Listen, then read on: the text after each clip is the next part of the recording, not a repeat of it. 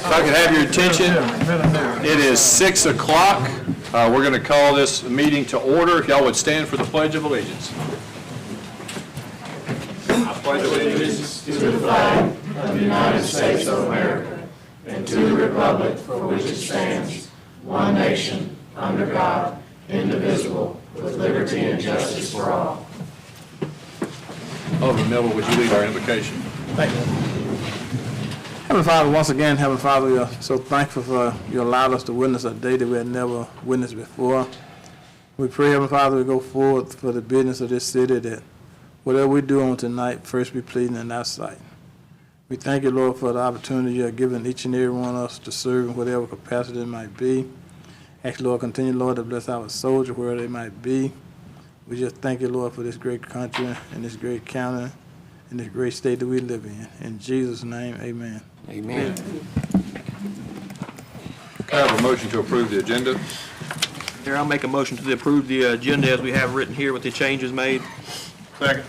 There's a motion and a second. All in favor say aye. Aye. All opposed, no. Motion passes. Item 5 is to approve the docket of claim numbers listed on your agenda.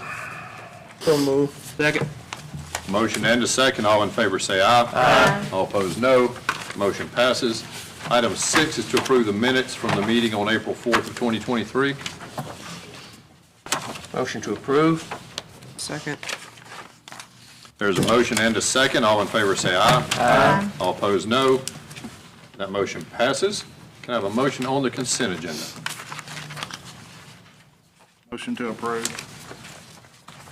Second. There's a motion and a second. All in favor say aye. Aye. All opposed, no. That motion passes. Item 8 is the personnel docket. Can I have a motion on that item? So move. Second. The motion and a second. All in favor say aye. Aye. All opposed, no. That motion passes. Can I have a motion on the donations docket? Motion to approve. Second. There's a motion and a second. All in favor say aye. Aye. All opposed, no. That motion passes.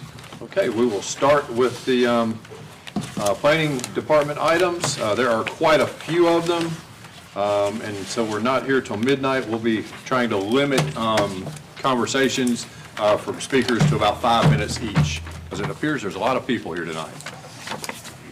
If you would do item 10 for us, Austin. Yes, sir. The first item on the planning docket tonight is PL 1697.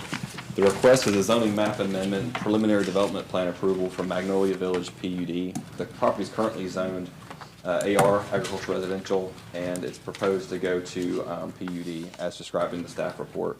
Bob Barber's here tonight representing Orion Planning and Design and the owner, Brian Cashin. And this property is located on the west side of Old Memphis Street, north of Laurel View Drive, and south of Green Tea.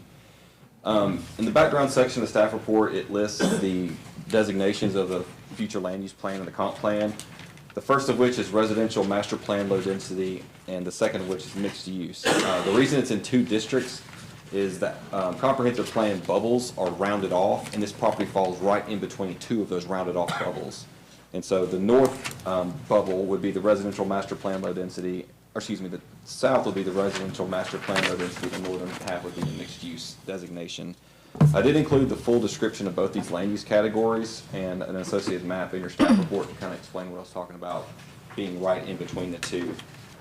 For the sake of time tonight, in the discussion portion of the staff report, the next 3 applications on the agenda are rezonings. And so for the record, I'll read this once of what our legal criteria are for zoning, how this proposed amendment conforms to the general development plan, why this existing zoning district classification of the property in question is inappropriate or improper, and what major economic, physical, or social changes, if any, have occurred in the vicinity of the property in question that were not anticipated by the general development plan that substantially alter the basic character of the area, which makes this amendment appropriate. And the applicant has responded with each of those questions in his staff report, and he has a presentation tonight as well to address some of that. Specific to the plan, in this PUD, it's proposed to encompass the entire 5.95 acre parcel. The open space in the PUD is 2.47 acres, which is roughly 42%, and this exceeds the 10% needed for PUD consideration. There are 20 total units, and these are proposed to be attached single-family townhomes. And with the gross residential density of the site versus these units, it's 3.4 homes to the acre. And with this density, it is in conformance with both of those designations in the comp plan. And the parking spaces are 30 with guest parking along the right-of-way that they've presented. Each unit is proposed to be 1,850 square feet, and then the setbacks are unique and meant to bring these buildings to the curb and make it a more pedestrian-friendly PUD. Those street types are on page 20 of your staff report and will be formally reviewed with the construction drawings when they're submitted. But they're all applicable to fire and engineering review, but they've done a preliminary review and they're okay. It does have access to public water and sewer, and if approved, this PUD does serve as a preliminary subdivision, so they're authorized to move forward with construction if approved tonight in the PUD. The Planning Commission heard this at our last meeting and recommended approval unanimously as presented. And it was presented at the meeting that the streets are proposed to be private. That was a little unclear in the staff report, but the internal streets to serve this development are proposed to be private, and an improvement will be required for the frontage of Memphis Street. Bob Barber's here with a presentation to represent the application, and I'm available if you have any questions. Anybody have questions for Austin before Bob? I just have one quick, Austin, do you have any concerns about one entrance and one exit out of here? We've had that issue in other parts of the city where, you know, I think there's only one entrance to this proposed here. I'm sure in future developments there may be a connection somewhere, but right now it's just going to be one. Do you have any concerns with that? So the total number of units being 20 now doesn't meet the threshold for fire access at 30. The second of which would be, with these being attached single families, they will be required to be sprinkled since they're multifamily connected dwellings. And the third is the applicant's proposing private streets, and so I think his goal is to not connect anything in the future. If there's no other questions from the board, Mr. Barber, would you like to make the presentation on behalf of the developer?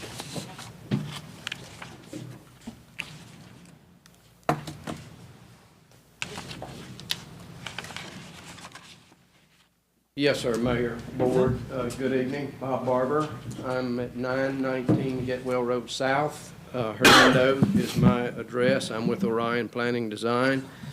Our corporate office is in Missoula, Montana, 1105 Village Way, Missoula, Montana. And as I said, I'm on Getwell Road in Hernando. So Austin has covered the proposed development. I'll review it briefly. You'll see the presentation on the screen. I'm trying to coordinate a tablet and this, so I hope I get it better than I did before the Planning Commission. The development is proposed, or the presentation is proposed in this sequence, except my 2 and 3 are out of sequence. Just a brief discussion of the site context and the history of it. Then we'll go to the City of Hernando planning provisions associated with the site, and then the specific design for Magnolia Village, and then finally the changes in the neighborhood and the public need. The site, as has already been described, is along Old Memphis Street. You'll see it outlined in red. It's about a third of a mile or so, not quite a half mile south of Green Tea Road, where Green Tea intersects Highway 51. It's a long, narrow piece of property. You can see where the site is labeled, the nearly 6-acre site running between Old Memphis Street and the railroad track.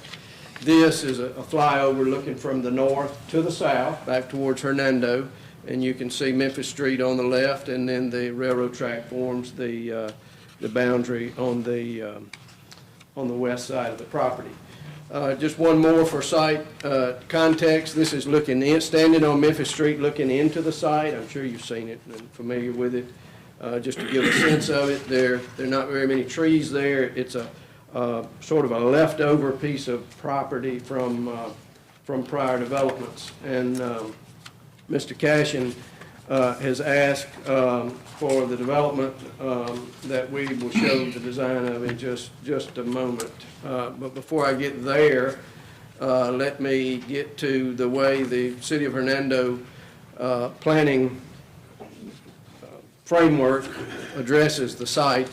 As Austin has already mentioned, you'll see where the arrow is pointing is the actual site itself. It sort of falls between a couple of land use categories are sort of in a no man's land. But either way, it complies either with the land use category to the north or to the south in terms of density. All of that purple area is proposed future mixed use on up to the north there and just to the east of the site.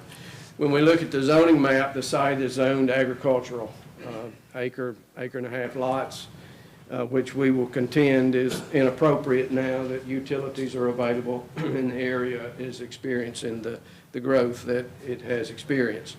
So in terms of taking the site itself, which is, again, long, narrow site going from railroad track to Memphis Street, and applying the design to it, you'll see the site plan here.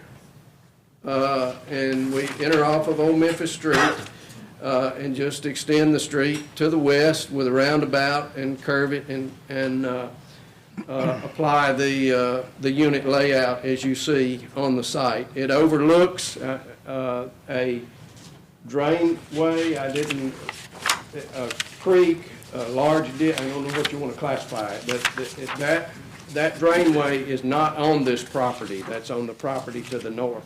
However, the units are oriented to look over that area.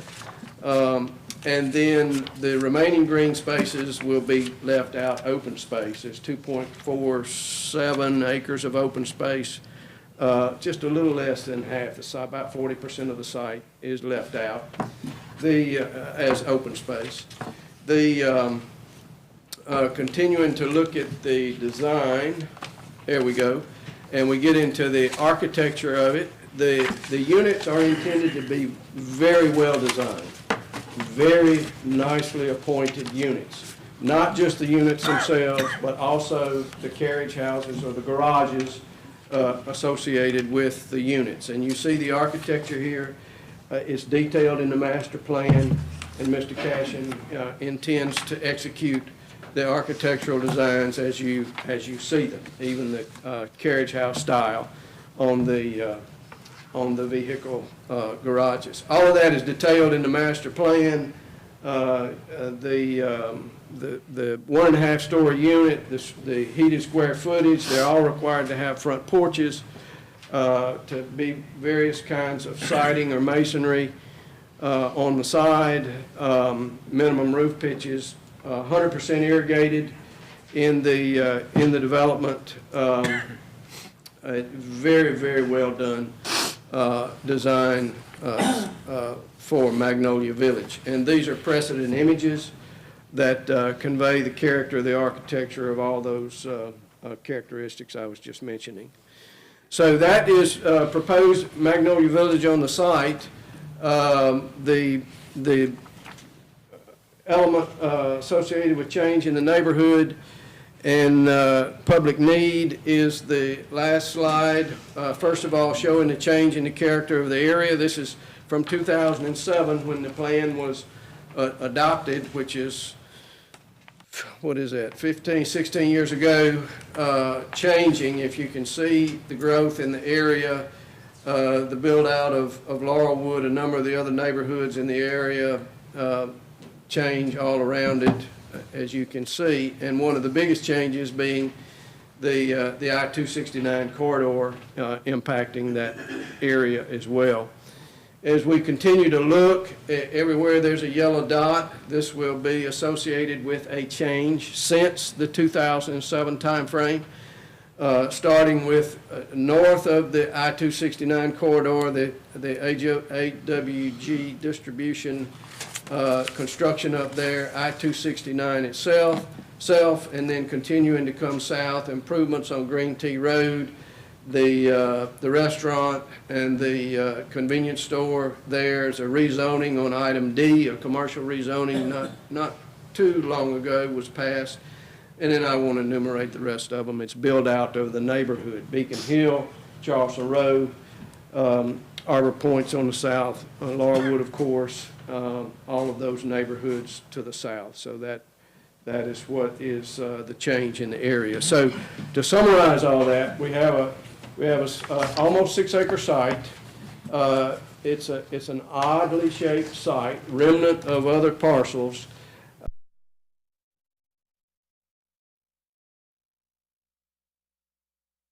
to be approved based on the changes in the neighborhood and the planning, comprehensive plan designations, and all the contents of the master plan. So, any questions, I'm happy to answer. I have a few questions. I've heard a few concerns in the past couple days, so I was wondering if y'all could address those. One of them is the stormwater drainage. Apparently, there's some drainage that goes from Christie's Court in Laurelwood, and they're saying that it flows to that ditch or whatever you said that's not on this property, but just Right. on the edge of it. So they're concerned that if anything kind of stops that flow, it might back up water in their yards. Yes, thank you for that question. Since the meeting and the concern came up, Mr. Cashin has had the topography analyzed. Okay. And the slope, can I approach the map? The slope, there's 6 feet of fall from here over into the site. So the site drains on to the north, off, and there's 6 feet of fall here. And Mr. Cashin's drainage plan will then have to take it on over to the ditch appropriately. However, we are anticipating some facilities that will detain that in the meantime. This is a feature here that's possible to do that. But the slope is to the north, so there's no, and there was some mention that the road would be built up or elevated. The road would not be elevated. The road would be at grade, so the slope would not be disturbed in that way. Okay. Another question was, and I know you mentioned there's not like a ton of trees on the property, but how much of a buffer will y'all be keeping between the backyards and the street there? This is a planted buffer, 35 feet on center minimum, and that distance right there is 25 feet, plus the road distance. So you've got nearly 50 feet from backyard fence to actual structure. Okay. Will y'all be taking down some existing trees, or will y'all be keeping? Yes, ma'am. There are some, we haven't done a tree survey. There's not many trees out there to survey. It's scrubby. The site will be planted with more trees than exist now. And they will be healthier and better space. We'll establish that buffer to the site. Okay. And then the last one, I know there was some talk about age-related housing. Is that part of this? It's age targeted. 55 and older is age targeted. Mm-hmm. But it's not like a required. Mr. Cashin, he would prefer not to do that, but if it needs to be designated 55 and older officially, we'd prefer to leave it age targeted, but it can be designated officially. They can make that work. Any other questions or concerns from board members? Mr. Barber, can you talk about the improvements you're gonna make to the road? I think Memphis Street there just a little bit. Yes, sir. So it's just off the edge of the slide. The frontage of the property is here. These improvements will be made according to city engineer or the city of Hernando requirements, which will be the addition of a portion of a lane. We looked at the addition, it appears that the 4 to 5 feet was added for Laurelwood improvement. That same improvement, I'm assuming that same improvement would be matched here, but that would allow for acceleration and deceleration across the property frontage. So they would improve the frontage. That would be along with the sidewalk there. Sidewalk, yes, it's intended to connect sidewalks. Mr. Barber, you also intend to make that, I guess, the drive a private drive through there? Yes, sir. Is that correct? And so when that thing deteriorates over time, that's going to be the responsibility of the homeowner association? Is that Homeowners correct? Association is responsible for the street and the common areas, yes, sir. Is that two, like, water features at the front there when you're coming They are in? water features, yes, sir. The likelihood of those needing to be used for stormwater management, is there. They can be used for that, but regardless, they'll double as a water feature, yes. There's a flume right up there at the end of Christie's Court Cove that carries a lot of water back in that direction. I feel like those Yeah. might be designed to catch some of that. Yes. We will end up managing Laurelwood water that comes onto this site, yes, sir. Is any of this fall into the flood zone at all? Will they be required to have flood insurance or anything like that? No, sir. We looked at the flood line. I don't have it on these maps, but it's entirely confined within the banks of that drainway. It doesn't spill out over the drainway at all.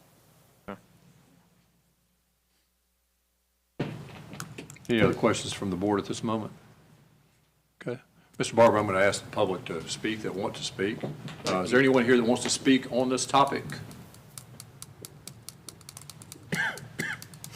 Okay, if not, is there any other comments from the board? If there are no more comments or questions, is there a motion?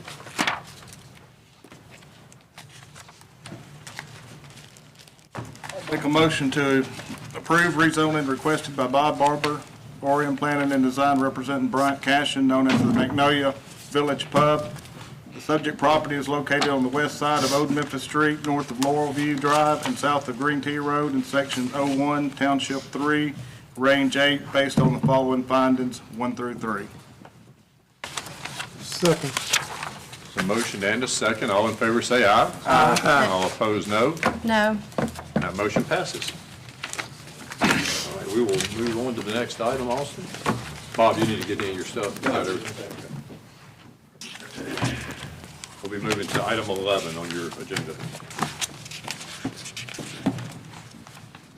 All right, the next item is PL 1705. The request is for a zoning map amendment from the AR Agricultural Residential District to the M1 Light Industrial District. It's roughly 3.87 acres, and the subject property is on the west side of Highway 51 north of Pleasant Hill Road. The site address is 2181 Highway 51 north. Jonathan Hooker is here tonight on behalf of AERC, representing Ronnie Rowland, the owner. The future land use map, the comprehensive plan identifies the property as Activity Master Plan Commercial as land use designation. I've included that full description in your staff report, but generally speaking, it's high-quality public and private sector development along major arterial roadways, nodes and interchanges along the I-269 and 304 or Commerce Street corridor. Specifically does not allow distribution centers. The applicant has answered the questions to legal criteria on the conformance to the general development plan, how this property is inappropriate, improper, and the changes in the area that justify this change. It was heard by the Planning Commission at our last meeting and recommended for approval. And all future divisions of the property are required to go through the subdivision regulations. So we will need a final plat and plat and record before any development occurs on the site. The applicant did provide a general site plan and building elevations to give you a general idea of what they're proposing to do for the site. And it's a heavy-duty truck repair and wrecker service is what they're proposing to do. And you'll notice on the site that the site plan has a building facade facing Highway 51 to meet our design standards, as you see, but the concrete apron that leads into the crushed limestone parking in the rear, that would be a secondary request that would come back. They're wanting to get the zoning approved or disapproved before they made that request, but the proposed crushed limestone in the back of the lot would be a conditional use request if approved tonight. The building elevations would be required to go through full design review, and all storage is required to be screened for this specific use. But I will note that the M1 district does include a variety of uses, and I've included those towards the back of your staff report of all the uses that are allowed. So I know the applicant's showing a site plan and elevations for this building and this use, and that's what they're planning to do. But if we approve M1, all those uses are available for the zoning district. And that's included in the back, 2 pages of your staff report. I did include site maps, location maps, and the surrounding zoning map for your reference.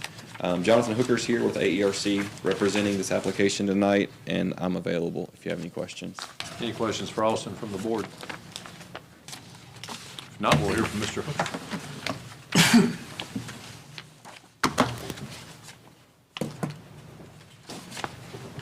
My name is Jonathan Hooker. I'm with AERC Architects. We're at 342 West Valley Street.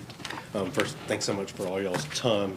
As Austin said, I've kind of provided a little bit of preliminary drawings. I would note that these are very preliminary, but we thought it was important to show you what we were kind of thinking for the use of the property. And M1 gets a bad name pretty fast. Just, you know, industrial, you think metal building with no facade, no front, not the prettiest building in the world.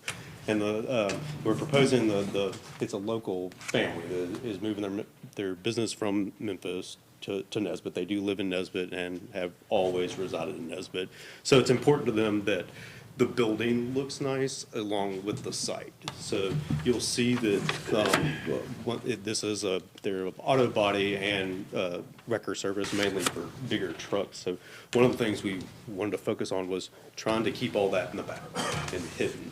So we're proposing putting a fence all the way around the property with screening, landscape buffer all the way around, and then making the front of the building have a really nice wood porch with a mixture of brick and siding. You know, some of that's still preliminary. Obviously, we would meet any kind of design standards that are required, but we wanted to push all their stuff kind of the back and make the front just more of a parking lot for employees. It wouldn't be where they stored cars or anything like that. Anything they would be working on, which is in their business is a necessity while you wait on parts, a car or truck sits there for a little bit. It would be hidden behind the building, behind the fence. We are one of the first properties, we're on the west side of 51, so you'll notice the zoning map. A lot of the east side has been rezoned recently, or, well, some of that property has been rezoned quite a while, just no one's really done much development. And a lot of the property adjacent to it is M1, and M1 fits the use of what the applicant is trying to do. So I don't have a long presentation, but at this point, you know, if y'all have any questions, or I would be happy to answer any. Any questions for Mr. Hooker? So it looks like a wood fence, so you're gonna have like No, we're proposing a metal fence. a metal fence? And it would have some kind of mesh or screen or something, so you couldn't exit from 51, you wouldn't be able to see through the fence. Part to hide it from visibility from the street, and we also would do a landscape buffer and fence, and park security for them too. So y'all are going to be coming back to ask for a fence variance, since that doesn't? Yes, sir. We first wanted to, before we got too deep in the design, make sure that this property could even be used for this and rezoned. And then we were going to dig a little deeper in the design and look at, with them having heavy machinery in the back, that the idea of asphalt versus limestone, and then fence stuff. Yes, sir. Okay. I know this is a difficult question to answer, and you may not know the answer, but would, if this is rezoned and then any future variances are turned down for any reason, would you see that as grounds for not moving forward with the project? No, I don't think so. Okay.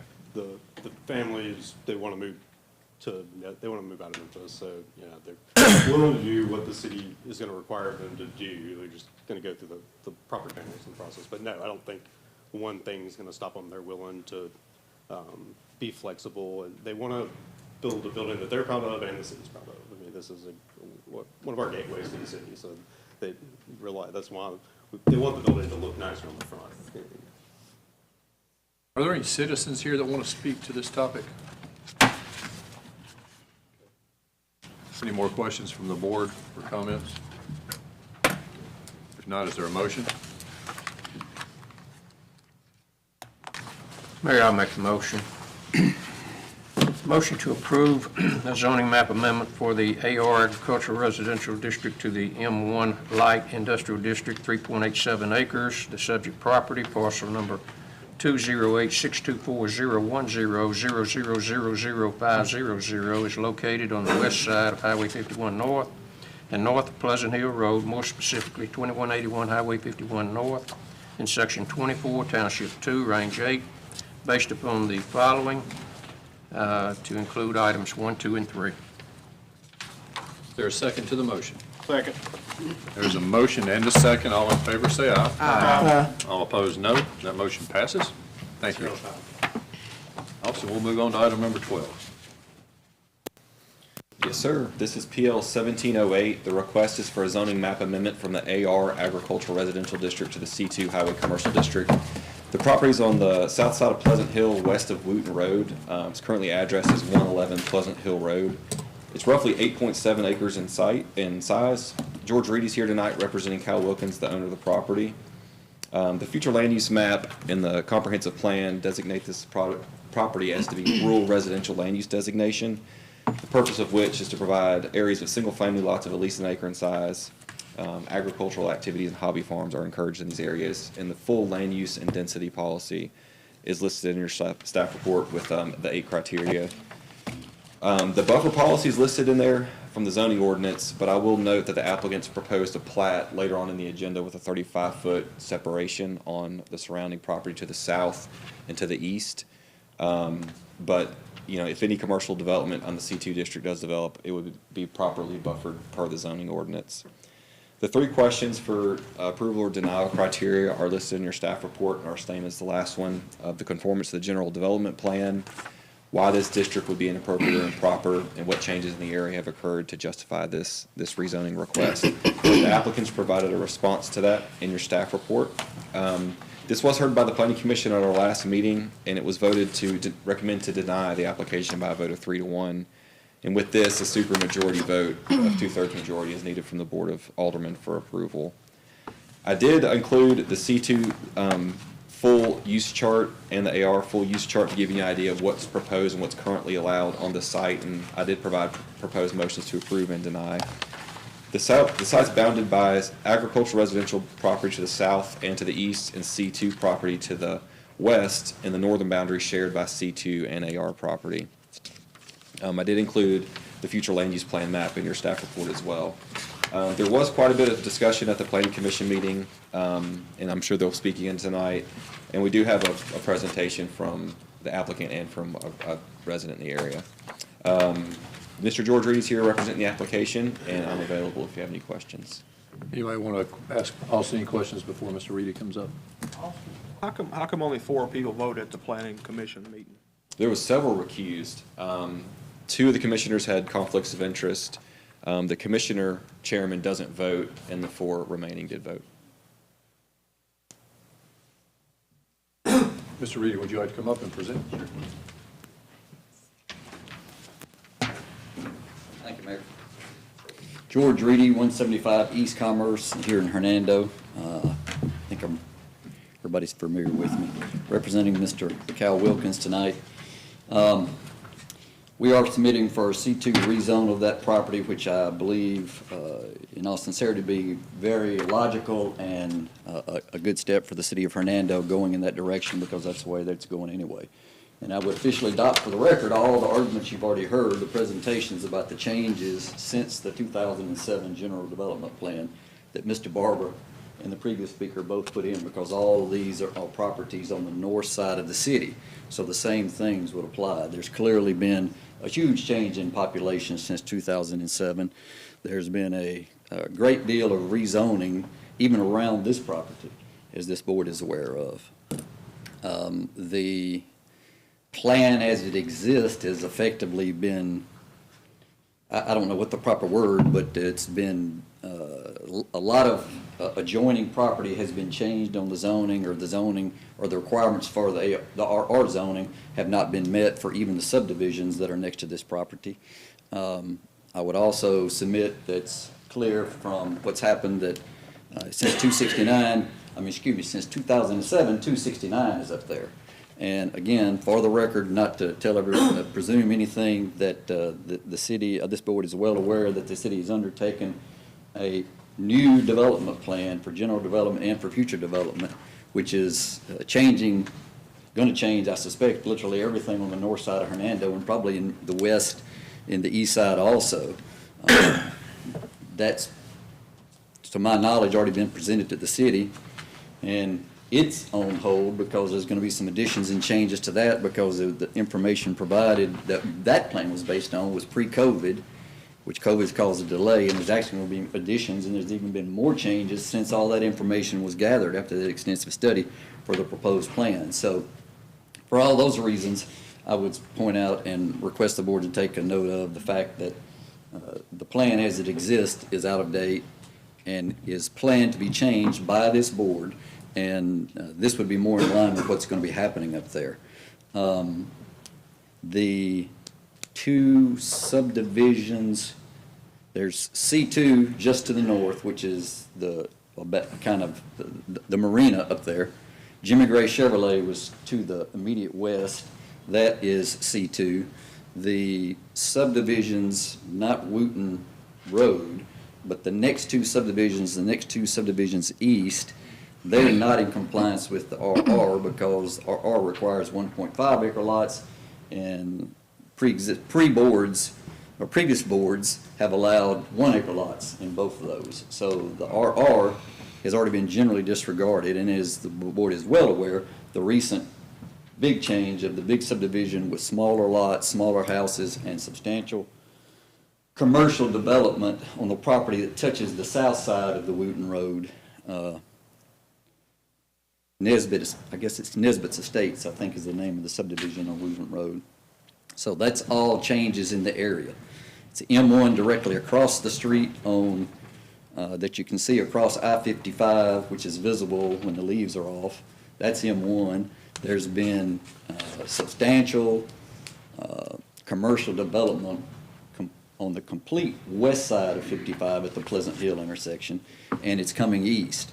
The city approved an expansion of an existing commercial establishment to the east of this property, so we already have expansion of commercial to the east of this property. All that goes to the change in the neighborhood, the change in the population, the change in the area. Also, as a final note, would have privity to the market study that was done for the development that's been proposed and approved by this board at McInvale Square. And the economic study done for that to justify that shows that within, I don't want to misspeak, I can't remember if it's the 5 or 10 mile circle of that location, which is just to the north of the Byhalia Road McInvale intersection, has the highest income level in the state of Mississippi, and even higher income than any place in Shelby County other than Germantown. The Germantown statistical area had a slightly higher income. All that going to show how the neighborhood has changed and how, because you have residents like that, your commercial is coming, right? So we also have the fact that that although we have the 2007 plan still in Hernando, let's see, I've got so many papers up here, y'all bear with me just 1 second. The DeSoto County development plan for the corridor, DeSoto County's plan and the 269 corridor shows this area as interstate major road intersection commercial development.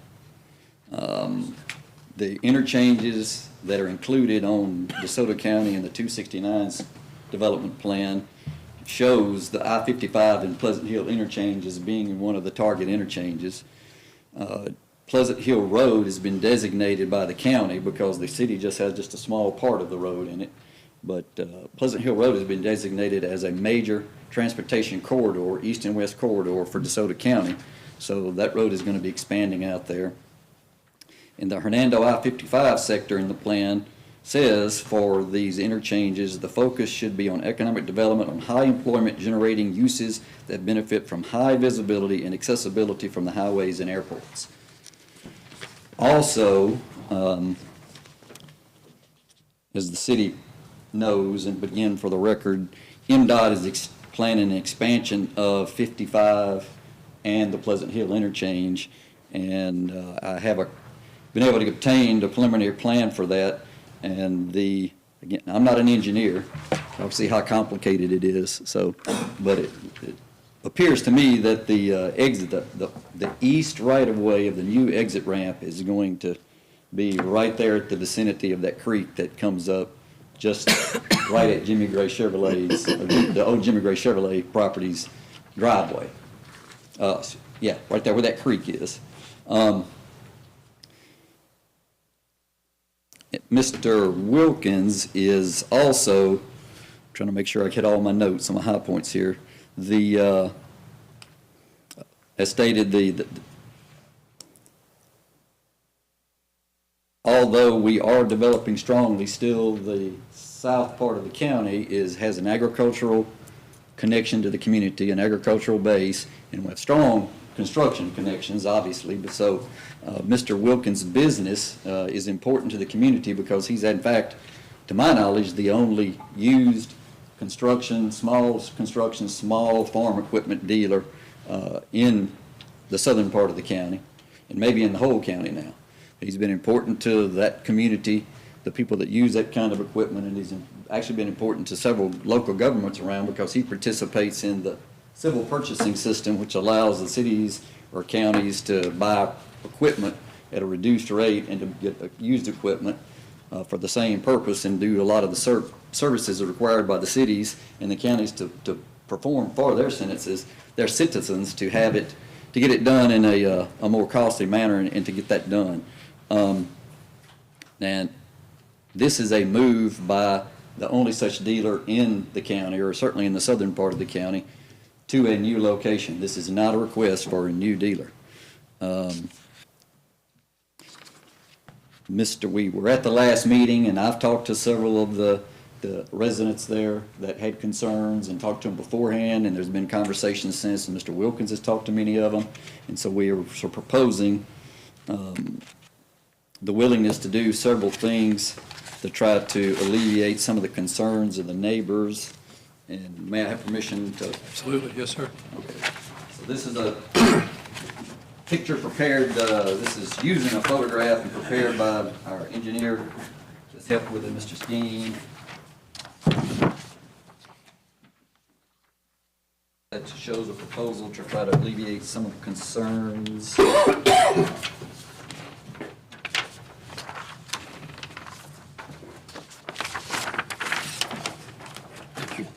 do it for a minute. Yes, ma'am. So,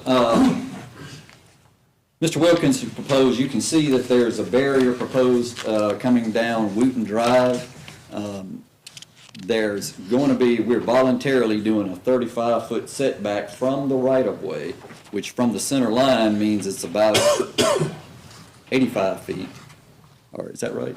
No, it's a 50-foot right-of-way out there, so it would be, so it's a 60 feet back from the center line of the road, 35 feet from the right-of-way. That would be no disturbance at all, none at all. Right? There wouldn't be any dirt moving, wouldn't be anything in there. Mr. Wilkins, and that's all around the property. Mr. Wilkins is willing to either build a 6-foot fence like he had down at the crossing subdivision that he did. Same permission, Mayor? Do I need to ask every time? You don't need to ask. Okay.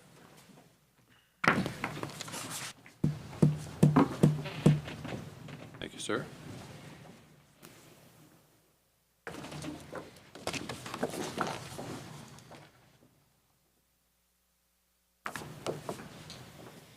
You voluntarily do that, and I understand that that might not be in compliance and would require variance from the city, but there's been these kind of fences constructed other places, and that fence is 5 years old, so you can see Mr. Wilkins does a high-quality work, right?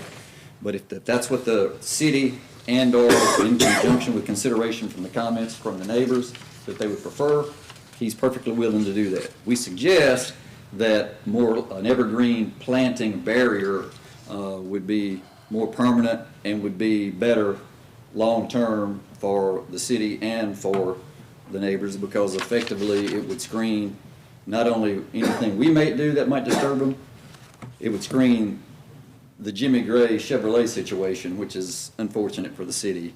Of course, everybody knows that it's basically been abandoned by his renters, and it's going down over there, and I understand there might be litigation because of a bankruptcy that's going on with his renter. So I can't speak to that because certainly we're not the landowners, but we would suggest a planting of Leland cypress and/or weeping privet. And the weeping privet is my suggestion because I've actually planted it in screens in different places. When it gets up, nothing's going through it and nothing's going to see through it. And it did not get killed by this bad freeze like a lot of our evergreens did. So, I think that would be, now, because of the topography of that property out there, you know, the reality is it's gonna be in many places, it's gonna have to be more than 35 feet back because it's a rolling topography, and especially on the lots on the south end that join on the south end, on the south property line. We also have another suggestion of the possibility of a planting that might help the neighbors down there. And then, again, we're gonna work with the city, and the city would take the input from the neighbors and with Austin and the planning department about what to actually do. This is another evergreen that grows really fast and gets really tall.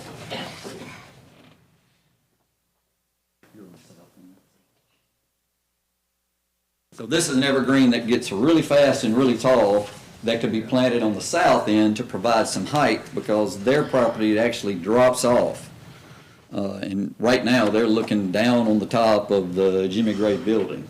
So if they had concerns about what was going to be visible after the yard was parked down there for his used equipment, and by the way, let me say, he doesn't have a piece of equipment that would be out there, any of this smaller equipment that he uses, because I grew up on a farm, and my opinion about what is small, it might be different than some of the neighbors, but there's nothing, even given extra height, that would be over 14 feet tall. So these things get up to 35 or 30 to 35 feet tall. Are these Leland cypress? No, that's not. That's giant thuga, if you pronounce it right. 30 to 50 feet tall. That's giant Thuga, I believe is thuga. What is it? But in any event, so that's going to screen anything, right? And we certainly would suggest to help the neighbors on the south end, or even on the west side, if you wanted it on Wooten Drive, that, you know, planting on the property line and not at the back of the 35-foot setback would be more beneficial for the neighbors. Because in fact, if the neighbors wanted it, and the city would agree to it, the planning department would agree to it on the actual site plan, we're willing to plant the trees on their property if they think that gives them a better screen from anything near us. Next, one of the concerns is always, and I know it because I used to hear it when I was on the bench and reviewed all these things, there's always concern, okay, well, Mr. Wilkins is a good guy, does what he says, but unfortunately, we're all going to meet our demise someday. And what happens after that?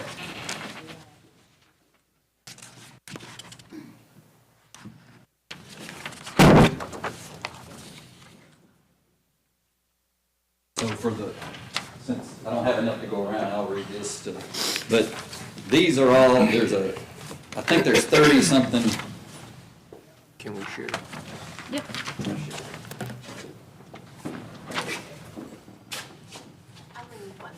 There's 30-something permitted uses on C2, and we're voluntarily removing and asking it be excluded from changed our zoning if you so graciously grant us the C2 request. We'll remove aluminum can collection centers, bus terminal service facilities, cleaning establishment, club, lodge, or country club, contractor storage, flea markets, indoor shooting galleries, manufactured home sales, repairs, storage facility, parking, automobile parking lots or garages, processing and manufacturing incidental to retail establishments, radio and television towers, antennas, earth stations, wireless communications, recreation centers, arcades, videos, pinball games, and retail service truck route center. And I understand, I just listed it because it was on the list, and I understand that that's conditional use in Hernando now, but we wanted to make it clear that, so since it's still on the list and the packet handed out, that we would remove that. All those are voluntarily being removed. We don't want them part of our C2 approval.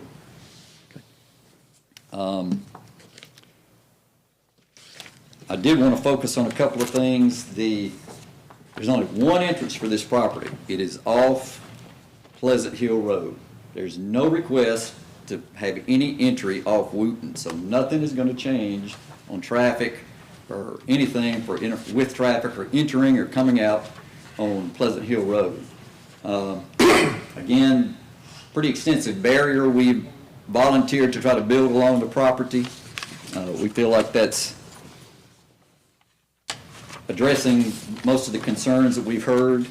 I did want to point out, because this is a consideration for the city, right? This is an existing business that has contributed to the city, to the coffers of the city, to the citizens of Hernando.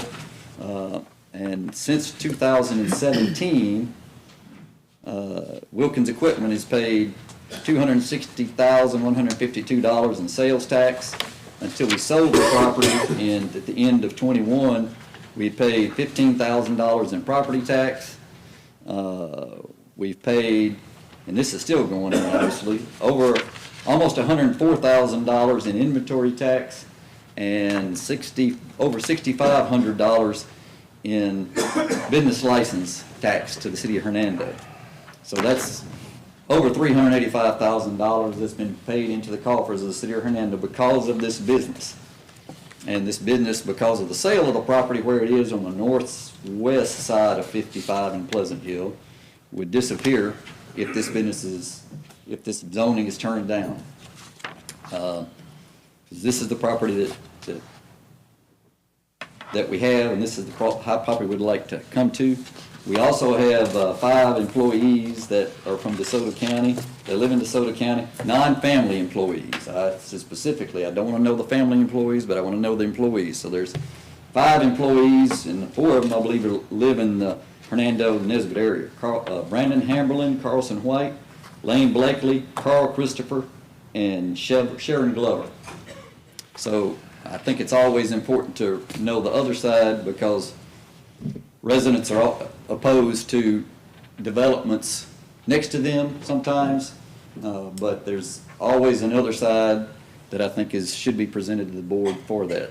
I'm happy to answer any questions. If anybody has any of me right now, I'd reserve the rest of my time to come back for a response after the neighbors speak. If this were to be passed, you brought up one thing about no entrance off of Wooten Road. Would you be okay with that being noted on the plat so there never could be? Absolutely. There shouldn't be, honestly, because of the way it's planned to develop up there by the plans that are already out there in place for the Pleasant Hill and I-55 interchange, right? It's commercial on Pleasant Hill and then coming east. So, up into an area where there are houses, it wouldn't be appropriate anyway. Right. Thank you. Mr. Reed, there's no plans to add any structures or anything to the property, just? No. The house that's there that's going to be used as the office, right? So I couldn't say, there might be a shed, a new shed, because actually there's 2 or 3 derelict things out there that would need to be taken down because they're falling down. They're actually a detriment to the community. So there might be some kind of shed, but again, would be subject to the approval of, where's your?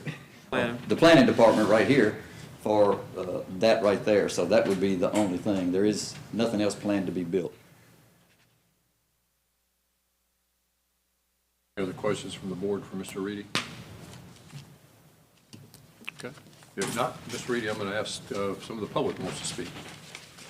Would someone like to speak on, yes, please come up. Oh, one more thing, I'm sorry, Ms. Blunt. One more thing, Austin's been provided with, because it came up before about water issues out there.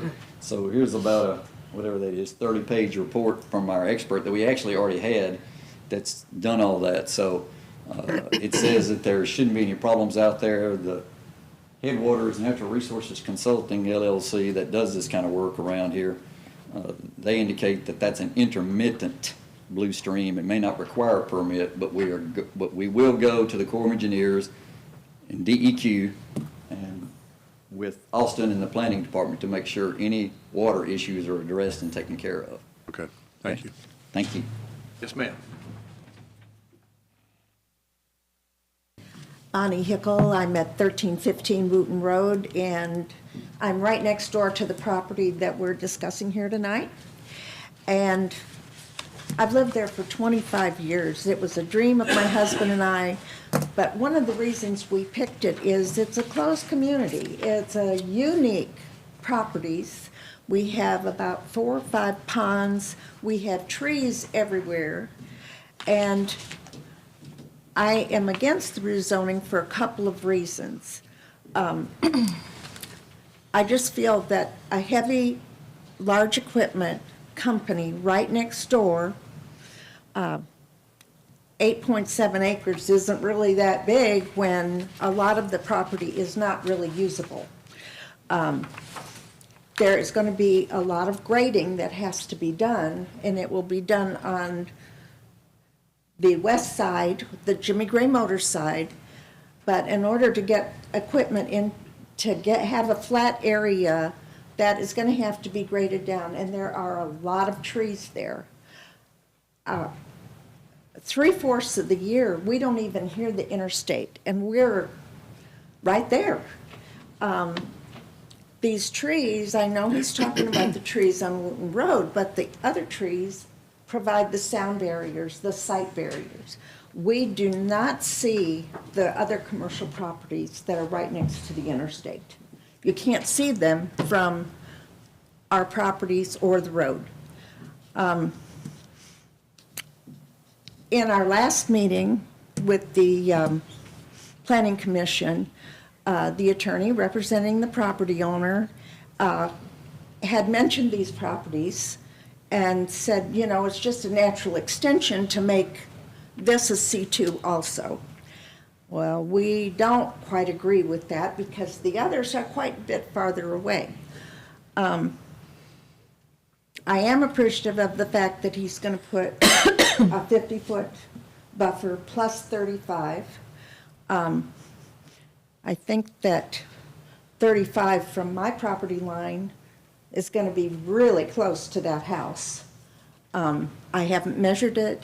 We have asked the owner if we could have a tour of the property, find out exactly placement of where he's going to put this, but that has not come about, or I haven't been invited to it. I'm not sure which. I have not heard any benefits to the neighborhood for having this property there. I, along with some of the others, are concerned that they will not have a city sewer for a business. They say they are not going to have that many employees, so it won't be necessary, but if he sells this property to a larger company, it could be a detriment to us. And since it's already grandfathered in, nothing might be done about it. We have a presentation, and my son, we've taken some video, and I would like him to present it, and this will still be short. Yes, sir. I'm Scott Hickle, 1315 Wooten Road. I'm Bonnie's son. I've lived on the property about 12 years. My parents built the property in '97. I've got a few videos over here.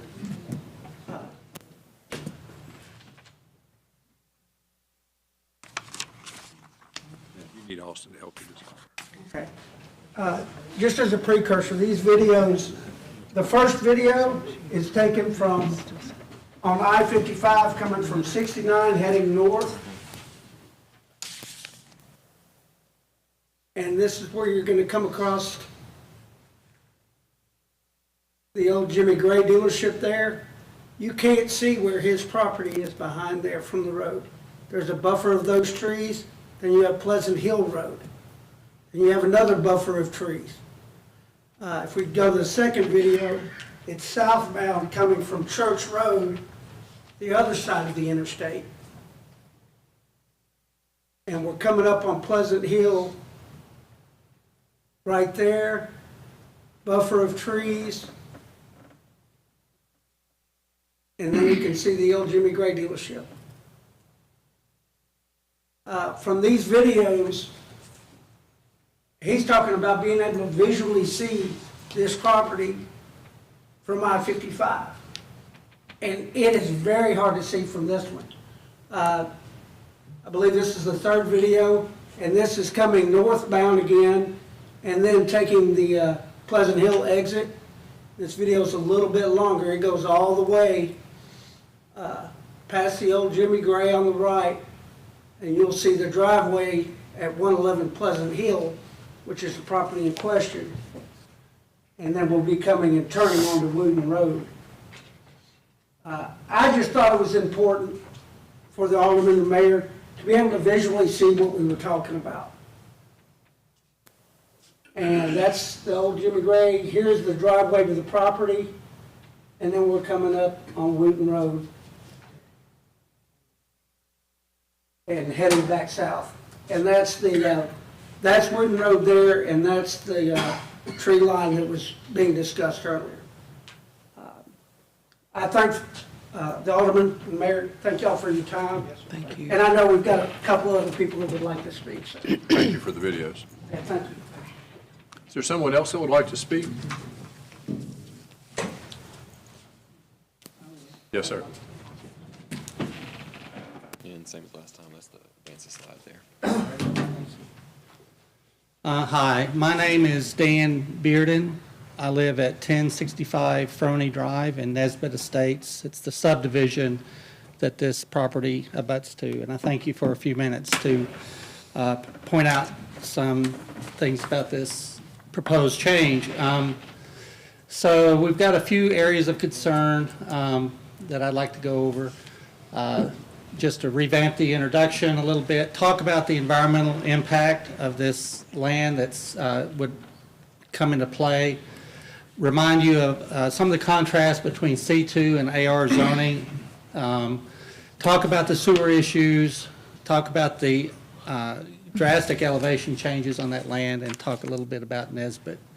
So the plan, as you know, calls for changing this zoning from AR to C2 Highway Commercial District. We, meaning me and all my neighbors that I've spoken to, all the ones that are here tonight, oppose this because it's absolutely incongruent with the existing neighborhood. It's just kind of appalling that this has come up.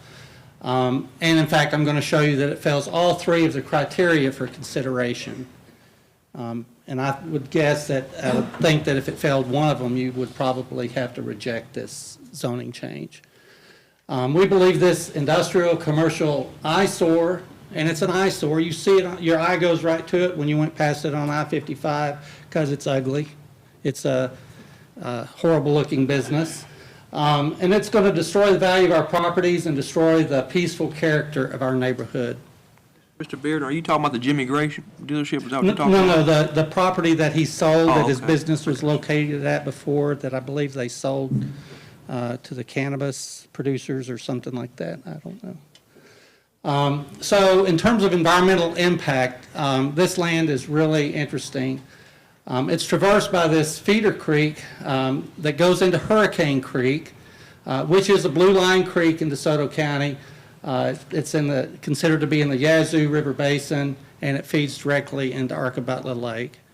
So to consider putting commercial or any type of industrial practice on that property needs to be seriously considered. It's also a wetlands. It comes up that way on the county GIS.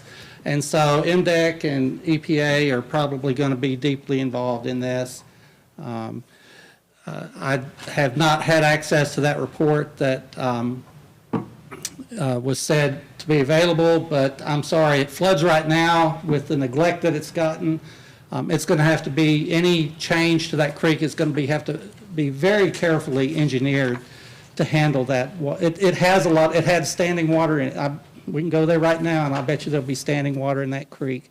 So even though it's classified on the DeSoto GIS as intermittent, it's often wet. And any rain over a couple of inches, all the property there gets really soggy. So, and they don't even really talk about that. I mean, he said he had that report and didn't include it in his previous presentation to the Planning Commission.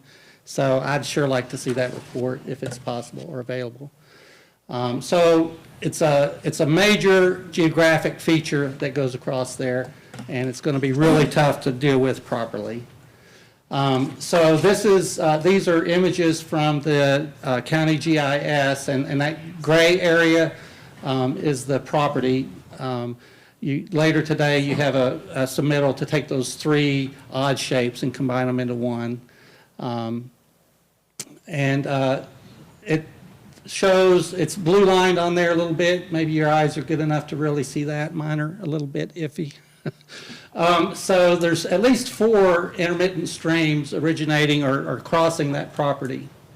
There's a 100-year flood zone as well on the west side of the Jimmy Gray property. And there's a little blip on that flood zone because that's where all the water that comes across that property enters Hurricane Creek, right there. And just to show you the 2 roads that cross that big ditch, if you want to call it a ditch. One of them is a 36-inch culvert, and the other one on the west side is a 48-inch underground pipe. So this is a big water carrier, and it has to be done properly. And then when you bring up the flood zone from the GIS, it goes right across the property. And again, MDEC is going to have to be involved in this. Oops, I'm sorry. It's complicated. It's not like it's a flat piece. I'm a little chunky in case you hadn't noticed. So if I walk that property from north to south, I'm going to be climbing up and down about a 50-foot elevation change going north to south. It's a tough piece of land to traverse walking, much less imagining how it's going to get graded out and stuff. And we haven't seen any because this is not a PUD, we don't have to see the plans for that at this point. But it'll be a long haul to get that properly done again. So for C2 zoning, the staff report properly pointed out that this property is shown in the future land use map as rural residential, not commercial. There's some talk about what might be coming. Elon Musk might be taking us all to Mars. I don't know what's going to happen in the future. Maybe you guys have advance warning of these things, but let's talk about the laws and the rules that are in effect today before you make this decision. So does the future land use map mean anything? Of course, this is where mayors and city councilors, aldermen can get a muddy reputation by just flippantly changing things because we have a request from an influential person. We really need to think about whether we believe that future land use planning is worth any effort or not. And so according to the zoning ordinance, C2 districts are primarily located along heavily traveled state and federal highways. This property has no common barrier with the highway corridor, so C2 is inappropriate. It's too far away from the interstate. And I appreciate him saying that they would throw away some laws. Well, they don't rewrite the zoning code. I mean, I don't know how you guys would incorporate that in anything you might pass, but let's see. According to C2, club, lodge, and country club, that could be a strip club. We got 3 gas stations within about 2 miles of that property, so we probably have enough gas stations. Used car, trailer, truck, boat sales. Okay, we've got 2 former used car lots there already at that intersection. Motor vehicle sales, service, and repair. We've already got 2 places where that could be done on those lots. Warehouses, lots of big warehouses elsewhere. I don't think anyone would want to do this. Cannabis production or research or whatever that part of the code says now. We don't need that because of the property that got sold for that already. Record services and temporary storage of junk cars. That would be a lovely addition to our neighborhood, and I would thank you very much for that. Anyway, those are all kind of done flippantly because those are absolutely incompatible with our neighborhood and that part of the town. Under AR, it's designed to be low-density residential in the outlying parts of the city. The densities of the AR district are intended to discourage leapfrog development into these areas. And by leapfrog here, what I'm talking about is taking his commercial business on the west side of I-55, leaping to the east side of I-55 into a residential neighborhood. That's a pretty good leapfrog. The next thing y'all will be considering, if this goes through, is taking other residential properties along Pleasant Hill and converting them to residential. And so maybe tonight what you're really deciding is whether Pleasant Hill is going to be a commercial, well, what do you call that, commercial district or not. And I hope not. I hope you don't do that. AR is actually intended to serve as a residential break, a development break, to stop the extreme urbanization we are facing. Now that would, you might argue that, well, that's just going to happen. That's what Mr. Reedy is proposing, that it's all coming, we just better start it now. Well, it's my neighborhood, I don't want it. But let's talk about what it should have. It should have some sewage, sewer connection at some point if it's going to truly be commercial. The current property has an aging residential septic system. Once it's zoned commercial, that residential septic system is inadequate according to the law. So it would be unconscionable to let them use an existing septic system, and it's also illegal.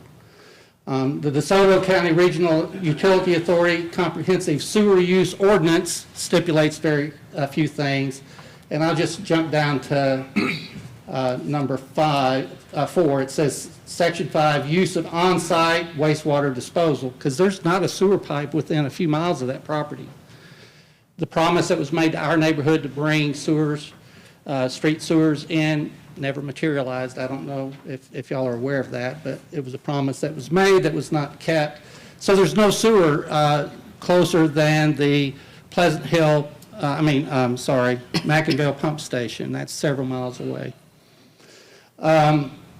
Where a public sewer service is not available, the owner of property shall connect to an on-site wastewater disposal system. Complying with this ordinance, no person shall construct an on-site wastewater disposal system without getting proper permits and so forth. So this will be a complicated thing to get him to treat his commercial/industrial waste properly. Okay, elevation. This is really hilly property, 48 feet from top to bottom. That's a big change in elevation. It's got to be the least favorable piece of land that this person could have bought to build a business like this. I don't understand. I think I know what is going on. Grading is going to tear up that land dramatically. It's going to change the hydrology, causing flooding, erosion, and difficulties for all the adjacent neighbors, the residents in particular, but also the Jimmy Gray property in that creek that is part of Hurricane Creek system. So INDEC is going to be really busy reviewing all of this. So this property is really absolutely unsuitable for C2 zoning. Final point, so this is also off of the tax map using, I think that's a 2021 or 2022 base elevation, showing the property lines that we're talking about. And I'd like to draw your attention to the southern property line. And I put a little star there, maybe it's too little to see, but right south of that property line is a really interesting thing. It's the Nesbitt Family Cemetery. It's an unmarked, unregistered cemetery. I'm going to try to get it registered on things like Find a Grave and so forth. Now you might be saying, well, yeah, maybe there's a flat stone there or something. It's a really impressive cemetery. There's vertical headstones. There are at least 4 adult plots there and 1 infant. And you can see it's still readable stone. I can't read it from here. That gentleman died in 1869, so these are really old graves. There's no fence or anything outlining that grave that I could find that anybody recalls. So the point would be there are probably a lot of other graves out there. I just wanted to show you some. So this Mr. Nesbitt, these are all Nesbitt family names. Mr. Lewis Nesbitt served in Company K, the 9th Mississippi Infantry, and he was a doctor. He was a MD, so this is Dr. Nesbitt's grave. Anyway. Are those located on one of the vacant lots in the cove? Yes, Okay. yes. The Williams family is the ones who own that property. And so there's a wide picture of it there, and this is looking towards the property in question. You can see it's really, actually more of a forest than just scrub brush. It's a beautiful place. I'd never walked in there till today because I didn't want to go on. I got Mr. Williams' permission to go on his property, so. Anyway, so your vote today, let's go over this. This request is fully non-compliant with the general development plan that's in place. The ones that I saw that are in the works are also non-compliant. It's not non-compliant with those as well. The current classification, AR zoning, is absolutely compatible with the property owners and the property use in that area. The major economic or social change, the only thing that's really happened is that the developer has sold his former property, which was really high value, high visibility commercial property. And now he wants to, instead of taking that business to another piece of commercial property, he wants to save money, I think, by trying to convert some residential property into commercial property. And it's really not very a comfortable feeling. So our community, our neighborhood, and all the residences that front onto Pleasant Hill, we're kind of being forced to help alleviate this business's expenses and pay for their poor business practices, in which they gave up an excellent piece of commercial property, and now they're trying to convert residential to there.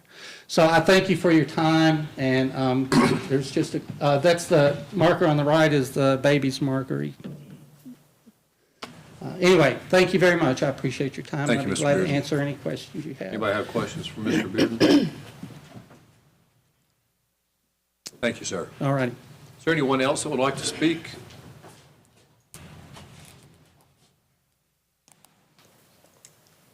My name is Reba White, and I live at Agnes Cove in Nesbitt Estates.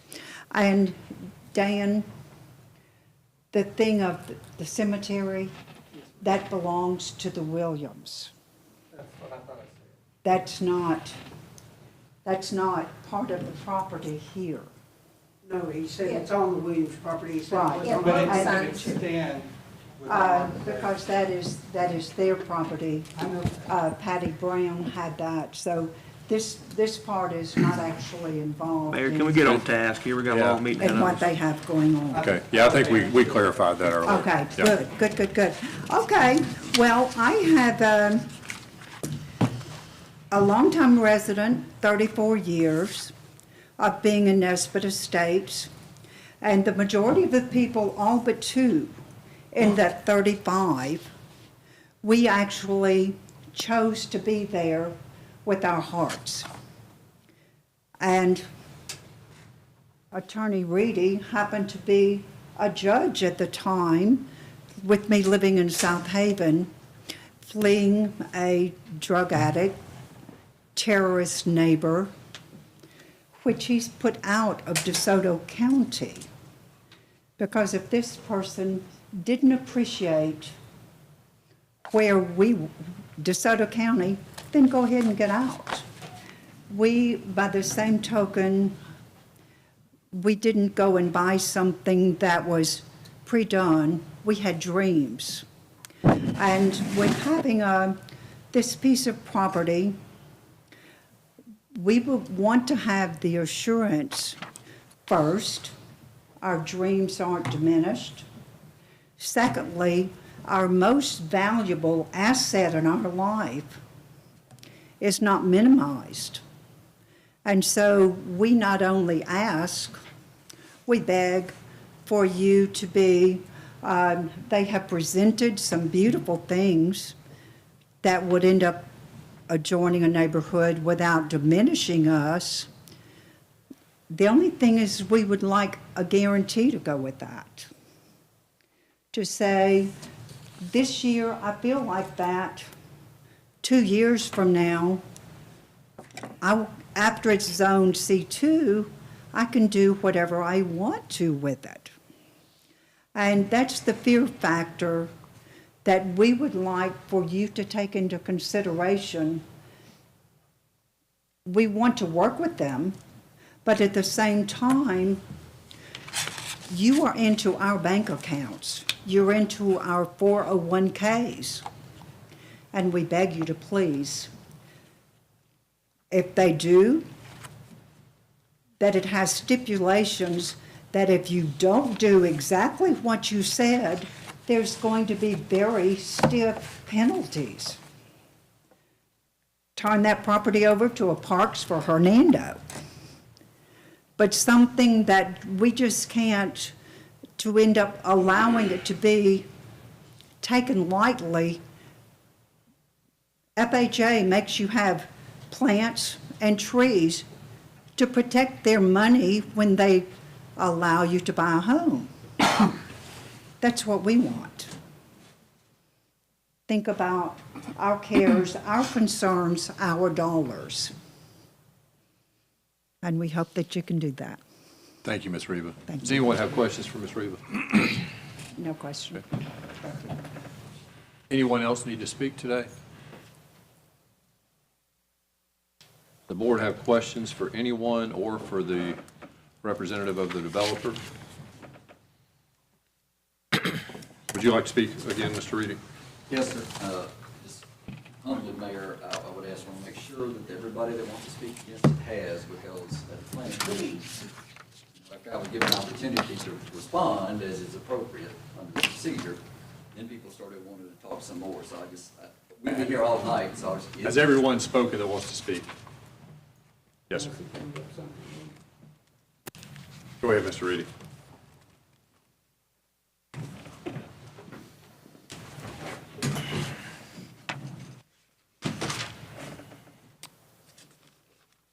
Okay. So I had notes from everything that was brought up last time, and a lot of it wasn't brought up this time, so I won't waste the board's time because I know that y'all have heard a lot already. I'll just try to respond to the things that were tonight. You know, first I'll say, oh, I'm sorry. All right. Lee Talbot, who is a member of the subdivision out there, was willing to come tonight and speak for us in favor of this and in favor of the character of Mr. Wilkins, since that there's been discussion about that at the Planning Commission. Hadn't been here really, but his wife's father had surgery today, so he was unable to come. As to Ms. Bonnie first, I would just point out that her concerns about the trees and the grading and everything, this property, the way it stands right now, without objection, we could go in and build a church, a country club, a school, a cannabis research facility, public service facility. All that would be much more, in my view, would be much more objectionable than what Mr. Wilkins is planning to do. And I think the board is aware, because of the things he's done in the past, that he is a good neighbor. He has a good reputation for doing what he says he's going to do.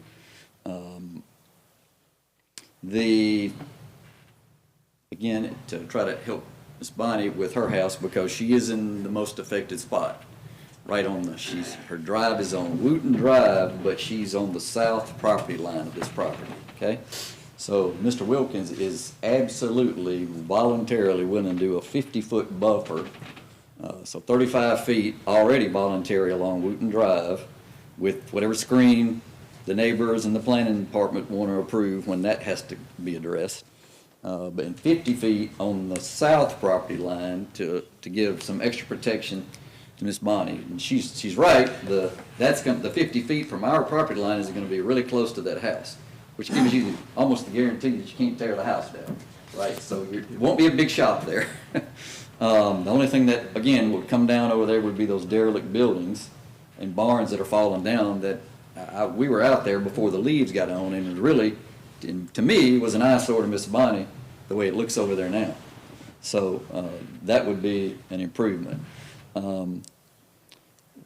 Mr. Wilkins has already tried, again, this is for the benefit of the city, because I saw the videos, but we all live here, we all know what it's like when you're going north on 55, what the old Jimmy Gray spot looks like.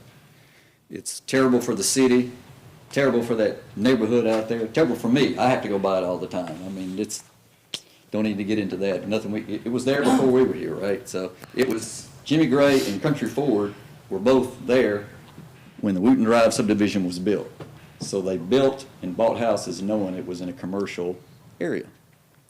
But we're willing to do the 50 feet along the south border and plant those giant trees if they would like to. Jimmy Gray is visible when the leaves are off down there. Mr. Wilkins has already attempted, and will state for the record, as part of this zoning, if the zoning is approved, he will approach the Jimmy Gray family. This is their property, it's their permission. But if they will allow him, he will volunteer as part of his project when they start doing the grading out there to clean up the Jimmy Gray lot from all the abandoned equipment out there from the Environmental Recovery Company as part of his work on his lot, on his land, if y'all approve it. But again, clearly, that legally is going to require the permission of the Jimmy Gray family. He can't go on somebody else's property to do it without their permission. But he will volunteer to do that.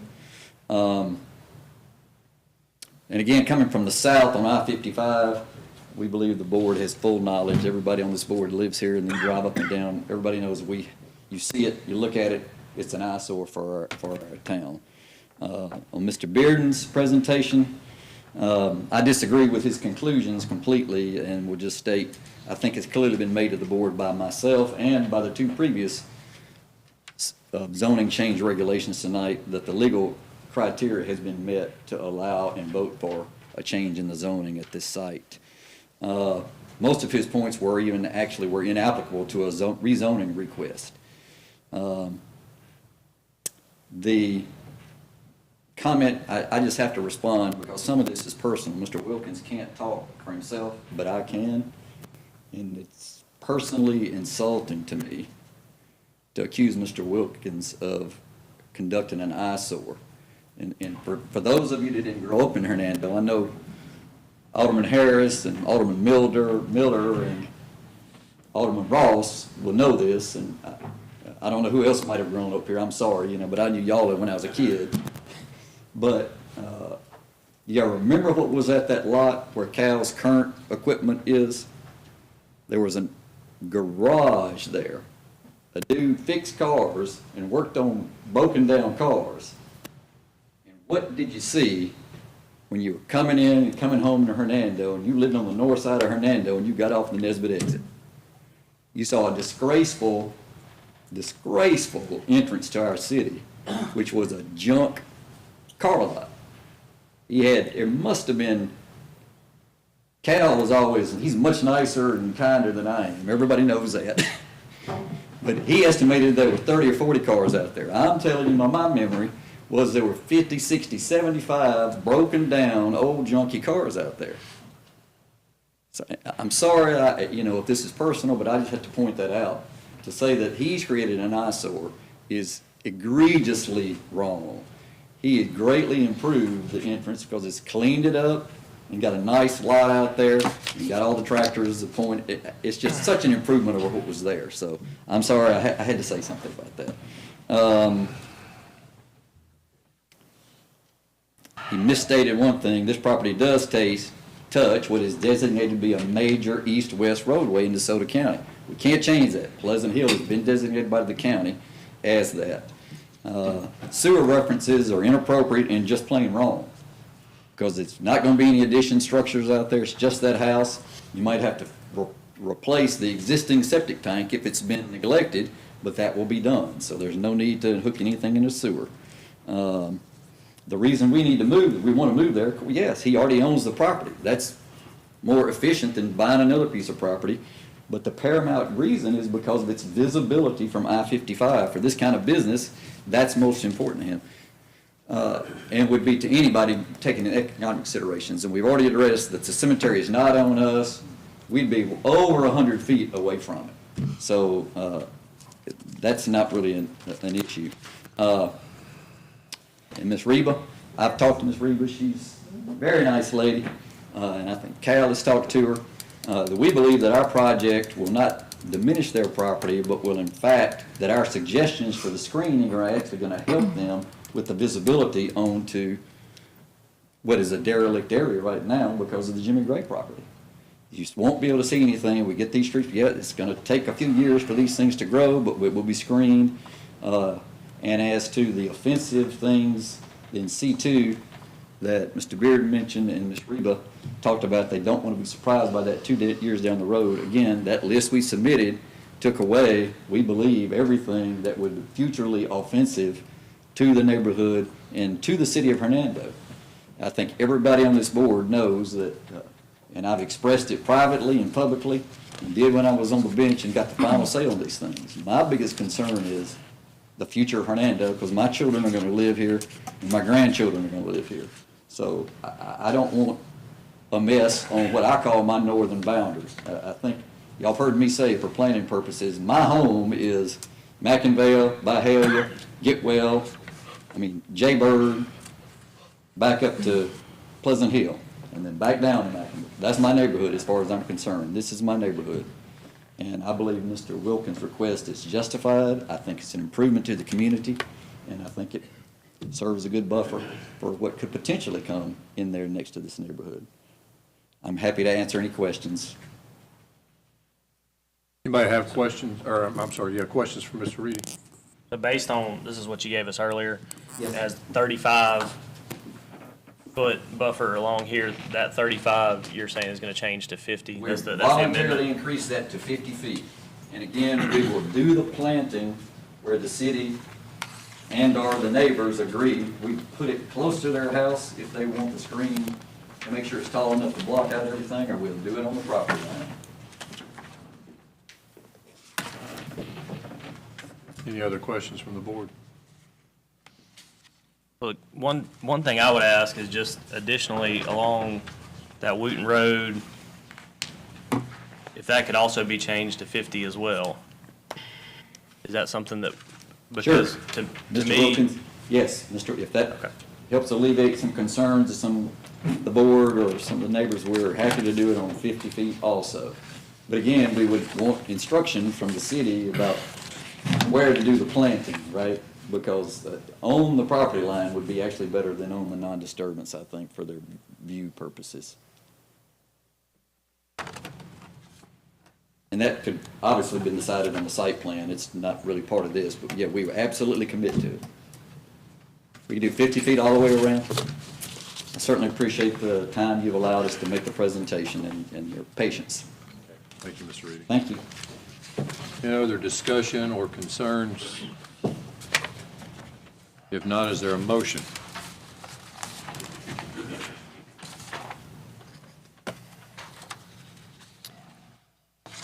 I will make a motion to approve a rezoning requested by George Reedy, representing Cal Wilkins, the owner, for a rezoning of an 8.7 acre parcel of land from its current zoning in the AR Agricultural Residential District to the C2 Highway Commercial District based upon the following: 3 as listed, plus to add in the C2 usages that were voluntarily removed, and to add the requirement of a 50-foot buffer along the south border and plant the proposed 30 to 50-foot trees. And then, of course, upon permission of the Gray family, to clean up the Jimmy Gray lot. Did I miss anything? And the 50-foot buffer added on Wooten Road. Second. There's a motion and a second. We'll have a roll call vote. Alderman Harris. Aye. Alderwoman Lynch. Nay. Alderman Miller. Aye. Alderman Robinson. Aye. Alderman Wicker. Aye. Alderwoman Ross. Aye. Alderman Piper. No. The motion passes. Okay, thank y'all. Austin, you want to move on to item 13? The next item, PL 1709, is a request for final plat approval, Grove Park Heights First Revision on the south side of Byhalia Road, adjacent to the existing Grove Park subdivision. Joe Frank's representing the application on behalf of Michael Austin, owner of the property. This was previously approved from an office to an R12 rezoning in a 2022 meeting, and then be issued for final plat soon thereafter. The request tonight is to keep the 6 lots as shown in the existing final plat on the 5.14 acres, and the same bulk requirement is listed in your staff report, but to amend the lot lines in the staff report as you see. So there's 2 plats in your staff report. One shows exactly the lot lines that they're moving. So in essence, lot 1's getting a little smaller, and the rest are getting a little bit bigger. So they're increasing the side setbacks of those lot lines to accommodate some building sites rather than pursuing 2 or 3 variances. There's a proposed motion and a proposed plat in your staff report, and the conditions 1 through 10 are the same as the existing plat. So we recommend the covenants carry over for this plat for being the first revision. Austin, would you consider this just a minor lot line moving? It is, yes, sir. Not really changing anything? It's just making 3 lots a little bit wider. Is there anyone here to speak on that issue? Any questions from the board?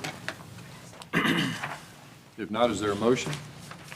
Mayor, I motion to approve the final plat approval for Grove Park Heights First Revision located on the south side of Byhalia Road adjacent to the Grove Park subdivision in Section 7, Township 3 South, Range 7, based upon a finding that the submitted plat generally conforms to the requirements of the city code and ordinances subject to the following standard conditions 1 through 10. The motion, is there a second? Second. All in favor say aye. Aye. All opposed, no. That motion passes. Next is the subdivision application on the Wilkins subdivision. This is PL 1714, the Wilkins subdivision. The request is for final plat approval of 1 lot on 8.7 acres. This is the same piece of property that was recently rezoned to C2 commercial. And the request is there's 3 individual lots that have never received formal lot approval from the city. They want to combine those into one. It's represented by George Reedy again. And the bulk requirements listed in your staff report were for the AR because at the time of the generation of the staff report, that was the setbacks applicable. So those will be changed to C2. The 35-foot no access buffer, again, was what we saw when this was submitted, but that was recently just amended to 50. So the buffer you see on the plat provided as 35 will be amended to 50. The Planning Commission recommended approval as presented, and there is a proposed motion in your staff report.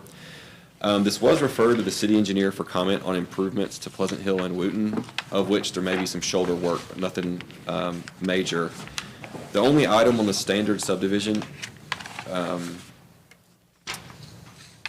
conditions that we probably need to address is item number 4 about sidewalks installed within and around the subdivision. It is a rural place type, and there are no existing sidewalks in the area, and so it may be a consideration of the board to waive requirement number 4 for sidewalks. In addition, it would disturb that non-disturb area and the elevation change on Wooten and Pleasant Hill. So that's our standard 1 through 10 criteria, but item 4, I would request that be discussed just for consideration. And so generally speaking, this is just taking the 3 lots on the 8.7 acres and combining them into one and for a final plat approval. Any questions or comments from the board? If not, is there a motion? Make a motion to grant final plat approval to George Reddy, representing the owner of the property for final plat of Wilkins subdivision. Request for final plat approval of 1 lot on 8.7 acres based upon the findings that submitted. Plat generally conforms to the requirements of the city codes and ordinance subject to the following standard conditions. 1 through 3, 5 through 10. Is there a second to that motion? Second. Second. All in favor say aye. Aye. All opposed, no. That motion passes. Okay, item 15 is the appeal of the decision of the Historic Preservation Commission, PL 1711. Austin, if you would lead that discussion. Yes, sir. 1711. This is a request for the appeal of the decision of the Historic Preservation Commission for the certificate of appropriateness to demolish an existing structure and construct a new home at 2550 West Street. Todd Steele with AERC represented the owner at the Historic Preservation meeting, and it's the Black family, Ron and Missy Black, are here representing themselves as the owner of the home. Like I said, this is a request to demolish the existing structure and construct a new home at that address I listed. It is located in the Courthouse Square Historic District. The property was previously zoned C3, but the board took action and rezoned it to R12 to make this application even viable. As I mentioned, it's in the Courthouse Square Historic District. And there was confusion at the meeting presented about the age of the structure. The tax roll and MDAH in the registry list an approximate 1950 build date. That's up for debate, and I'll explain that here in just a second. We found a little additional information past the last meeting. It is not listed as a contributing structure in our historic district. It was inventoried as a part of a designation back in our last local resource inventory, and all those associated Mississippi Department of Archives and History's materials are listed in your staff report. At the meeting it was presented, it was built in approximately 1950, but as you see on the appeal from Ms. Perkins, there are Sanborn maps from 1886 and from 1936 that do list a structure on the property. It's a bit unclear, and I'm hoping we can provide some clarity with some of the speakers tonight about what is there and what was kind of added onto over the years or what, because it's not clear when the current structure was built as shown today. The Sanborn maps do show a structure on the site for a very long time, dating back to 1886. So I can see a piece of the structure, but I don't know what piece of the structure there is now is remaining. This was taken to the March 16th Historic Preservation Commission meeting, and it was approved. And after this, the decision was appealed within the appropriate time limit. And Ms. Perkins has provided a letter in your staff report of her reasons of why she'd like to appeal this decision. The applicant provided a cost analysis of what would it cost to fix the existing problems, their desired improvements, and then the total cost to repair versus to restore is listed in your staff report as well. And I do want to pass along, we had a historic preservation meeting last Thursday, and the commission wanted to pass along, they've had sincere thoughts on this, and they want to make sure that it's considered appropriately because, they consider this an important structure in the historic district. They did issue an approval to tear down the existing structure and build a new one, but they wanted to pass along that decision wasn't taken lightly, and they understand both sides. And so I know they have a tough job, and it's not paid at all. So we appreciate everything they did, and they wanted y'all to know that as well. I did include the minutes from that meeting in your staff report, and there's a picture of the proposed structure. And so tonight's decision is twofold. One would be an approval to demolish the existing building, and the second would be to approve the structure that you see in your staff report that they've designed to replace that structure. And so, as I mentioned, Ms. Perkins is here representing the appeal, and the Black family's here representing the application. Mr. Steele's kind of here in the middle, actually, tonight, because he represented both applicants. But I'm available if you have any questions. We have a couple speakers here tonight that hopefully can provide a little more context than we were able to find, but that's what we know about it, so I'm available if you have any questions. So this is one of the first one of these we've had, or at least that I've had. I don't know everybody, I can't speak for everybody. So the historic commission looked at this and approved it, and then a public appeal was made, and that's how it ends up here. Yes, sir. Okay. All right. And Ms. Perkins can speak to her appeal according to the Sanborn maps. It appears the structure is a bit older than 1950 as listed on the tax roll and MDAH, but exactly how old it is, I don't know. Anybody have any other questions before Ms. Perkins comes up to speak? Okay. Ms. Perkins, would you like to come up and speak?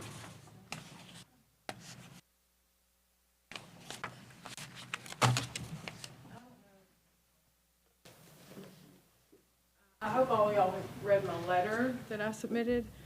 And I really don't have anything to say other than I felt like when you go and you purchase a house in the historic district, I don't think it should even be an option to tear it down. I thought we had a Historic Preservation Commission for a reason, and that was to protect these homes. And I didn't even tell you where I live. I live at 1579 Cedar Lake Circle in the Lakes of Cedar Grove, but my husband and I recently purchased a home in the North Side Historic District at 131 West Valley. And we're in the process of redoing that house. And that house has been burned. It has everything that the homeowners presented to the commission is exactly what we're dealing with. Nothing that I heard them say is any different. And I can't fathom tearing that house down. And I feel like moving forward, if a business that's zoned in the historic district or another homeowner comes in, how can y'all deny them, or the HPC deny them, the right to tear it down?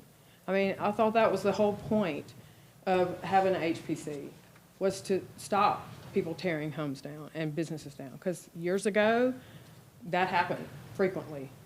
And so that's, I know this family, I love this family. I've known them growing up here. So this was a hard decision for me. It wasn't easy.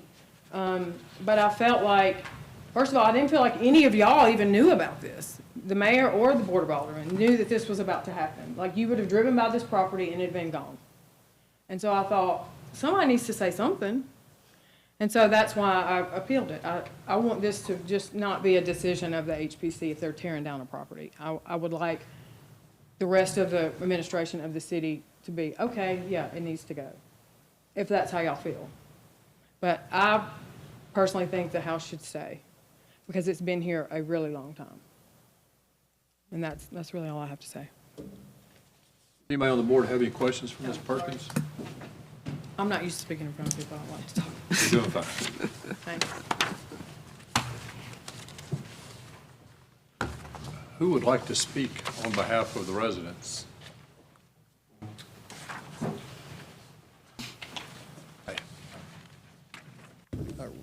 Rands and Missy Black, 2550 West Street. Speaking to Ms. Perkins' concerns about demolishing homes in a historic district, I understand her concern, and we took a look at that, and the excerpts were in the packets that you've received. I've got some handouts here, color copies that are a little bit easier to see about the state historic districts. And one thing that's a little bit different between the historic districts in Hernando is that there's one that's a commercial district, which is the Courthouse Square district that we live in. And you can see this is from the state's website, the historic districts according to the state. And you can see where that is, and the subject property, or our house, is in the red box. If you go to the second page, you'll see that everything that's listed in the Courthouse Square district is a commercial building. There's no residences in there. And ours has clearly been a residence, even if you look at the Sanborn maps. You know, it's been a resident for a long time. And it's a little bit different from the other historic districts that are primarily residential. There's some other uses in some of them. And then if you go to the third page, you'll see that this house was inventoried by the state in the past, said it was about 1948 or circa construction date, and that's questionable. They also say that it's a craftsman-style house, and that's not a unique style of architecture in Hernando. I think Mayor Johnson lives on School Street in a historic district. There are 3 craftsman houses on School Street. So it's not uncommon for that.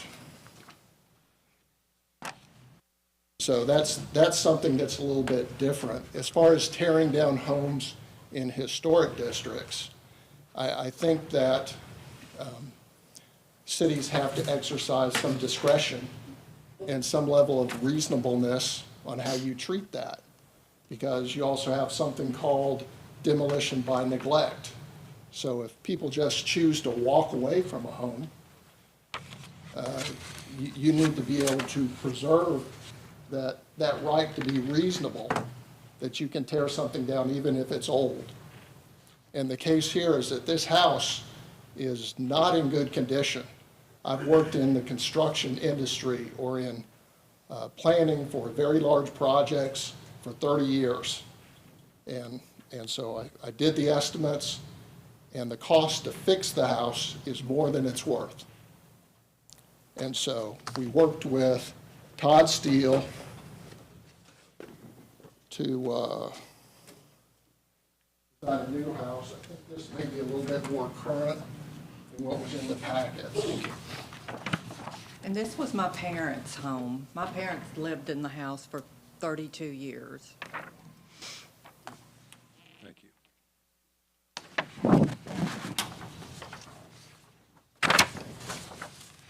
We didn't just move into the house and decide we were going to tear it down. Right. My wife was living in the house when we met. She was living in the house when we got married. And it's been in the Weir family for 32 years. So we got a lot of dogs buried in the yard, and we got handprints in concrete at the base of lamps that we're going to keep.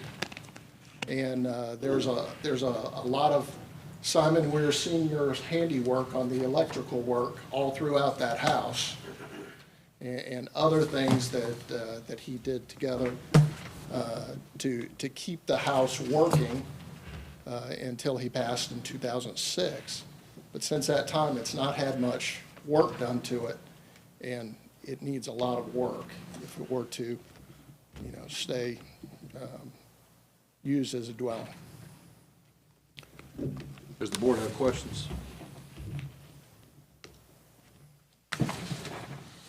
Okay. Does anyone else want to speak on this topic? Thank you, sir. Yes, sir. Rob, I'll call you up next. Go ahead.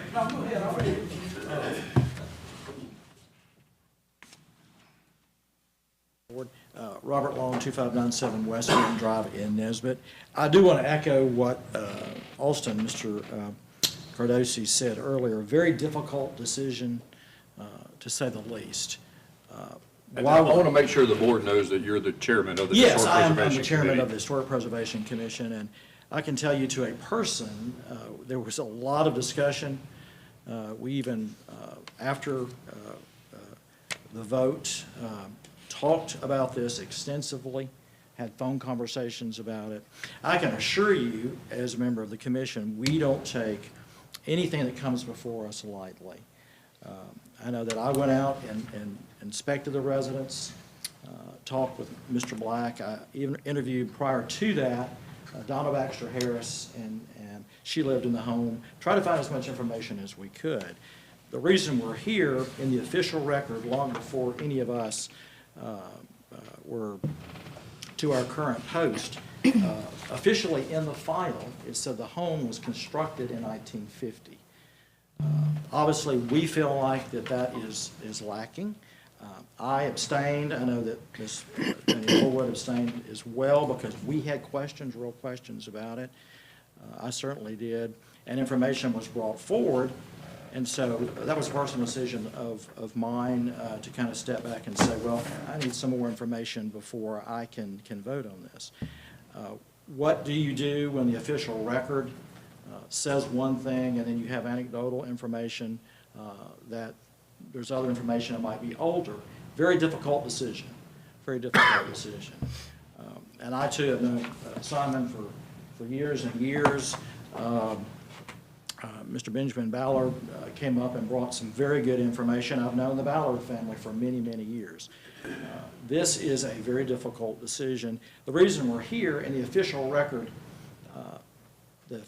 says one thing, and then we have other information because a lot of people in Hernando have lived in this home, they know about this home, but it's not in the official record. So it caused enough, I guess, question in my mind that I had to abstain. But I do think the decision that you all make will be important. obviously, everything that you all decide is important. But going forward, as we grow, it is conceivable that something like this will happen again. And I know that you all don't take this lightly as well, but everyone to a person has done their best to find out what we can about the house. And in the record, in the official record, which is what we have to go on, it's not complete. And thus that reflected my decision at that time. And I know the others, we also weighed the Black's considerations, that the house, from plumbing, I know you all are undertaking a lead pipe survey in the city right now. There are some electrical issues as well. There's cost differentials. So when we weigh these things, obviously we want to save whatever we can. But we are also, instead of just rubber stamping everything that comes before us, we have to listen to the homeowners. We're obligated to do that. We would be negligent if we did not. So if they make a case that the house is beyond them able to restore it, we have to look at that. Cannot speak for the other commissioners. I think I'm the only one here tonight. But I will tell you, it was a very difficult decision on our behalf. We discussed it, have discussed it at length, but I don't envy you because it again, is a situation that probably, conceivably, will happen again. But I can tell you, we take it very seriously, as do you, and yeah, I'm here to answer any questions that you all might have. Anybody have any questions for Mr. Long? Rob, some of the information you just referenced, for my clarity, yes, sir. Some of that information came to you after your decision? Well, some came at the night. I know Mr. Ballard came up and very passionately spoke about the house and the history and things of this nature. I always knew it was the Weir home because of my association with Simon, just as a member of the community. Donna Baxter Harris, I interviewed her, talked to her after Mr. Black came out of the museum, and he asked about information. I said, well, let me make a few phone calls and find out, because there was not a whole lot, Doc, in the official record. Was that before your decision that you talked to Donna, my sister-in-law? Well, I didn't even realize, well, I guess I should have realized that. See, that's my problem. My brother and Donna lived there for 10 or 12 years and raised their children there, and you're going to hear more of the story in just a minute. Absolutely. And Donna's a personal friend of mine. I would serve in Rotary Sure. with her, love her dearly. Hated to see she and Wayne move on, but this will always be home to them. But yeah, so I did talk to Donna about it. I know they lived there in the 70s. Again, Doc, we do not take these things lightly. I believe that. Hernando, this is my home. I moved here because I absolutely fell in love with it. I think you all know my heart. So this decision is going to be important because as we grow, considerably, you all are going to be looking at things like this. But the issue is you have to balance the homeowners and their ability to feasibly preserve a property versus preserving something where there's just not a whole lot of information. Is it the same structure that Dr. John Wright lived in back in maybe 1920? Perhaps. How much of the original structure was there in 1948, 1950, at that time period? Was it a fourth of it, a half of it, a 16th of it? There's evidence of older wiring there that would indicate that it is. So that is why those questions were raised, and so that is why I abstained, because I had questions as well that I couldn't answer. So when the file is lacking the official file from Archives and History, that is when you try to actively get more information. So we appreciate that, we do, and I can just assure you that this has been a very difficult decision for all of us. And I think we're all kind of really on the same page. We want to do the right thing, and we want to aid that process, whatever that comes to it is. I think no one wants to ever see a structure just willy-nilly torn down. Again, the case is the homeowners now who have a connection to the house. They have a connection to the house. They say they cannot feasibly save this structure and would like to build a craftsman-style home in the style that would be compatible with the area. That's what we weighed. The other commissioners that voted in the affirmative, they would have to address that. I'm just sharing with you from my heart and my perspective, why I voted the way that I did. That's all that I can do is kind of share with you my heart. And I had some questions, that's why I abstained. I have a question. Over the years that y'all have had to make these decisions with, the historic homes, have you ever made the decision and said you couldn't tear it down and the house ended up just falling in? Well, I can tell you that the White home was a beautiful Italian-style home that we all know where it stood over there where the Mexican restaurant and the post office, that facility. Kerry Whitehead, who was a developer, was going to, you might remember this, Alderman Ross, because you grew up here, was going to restore it. That didn't happen. And that beautiful home, we lost that home.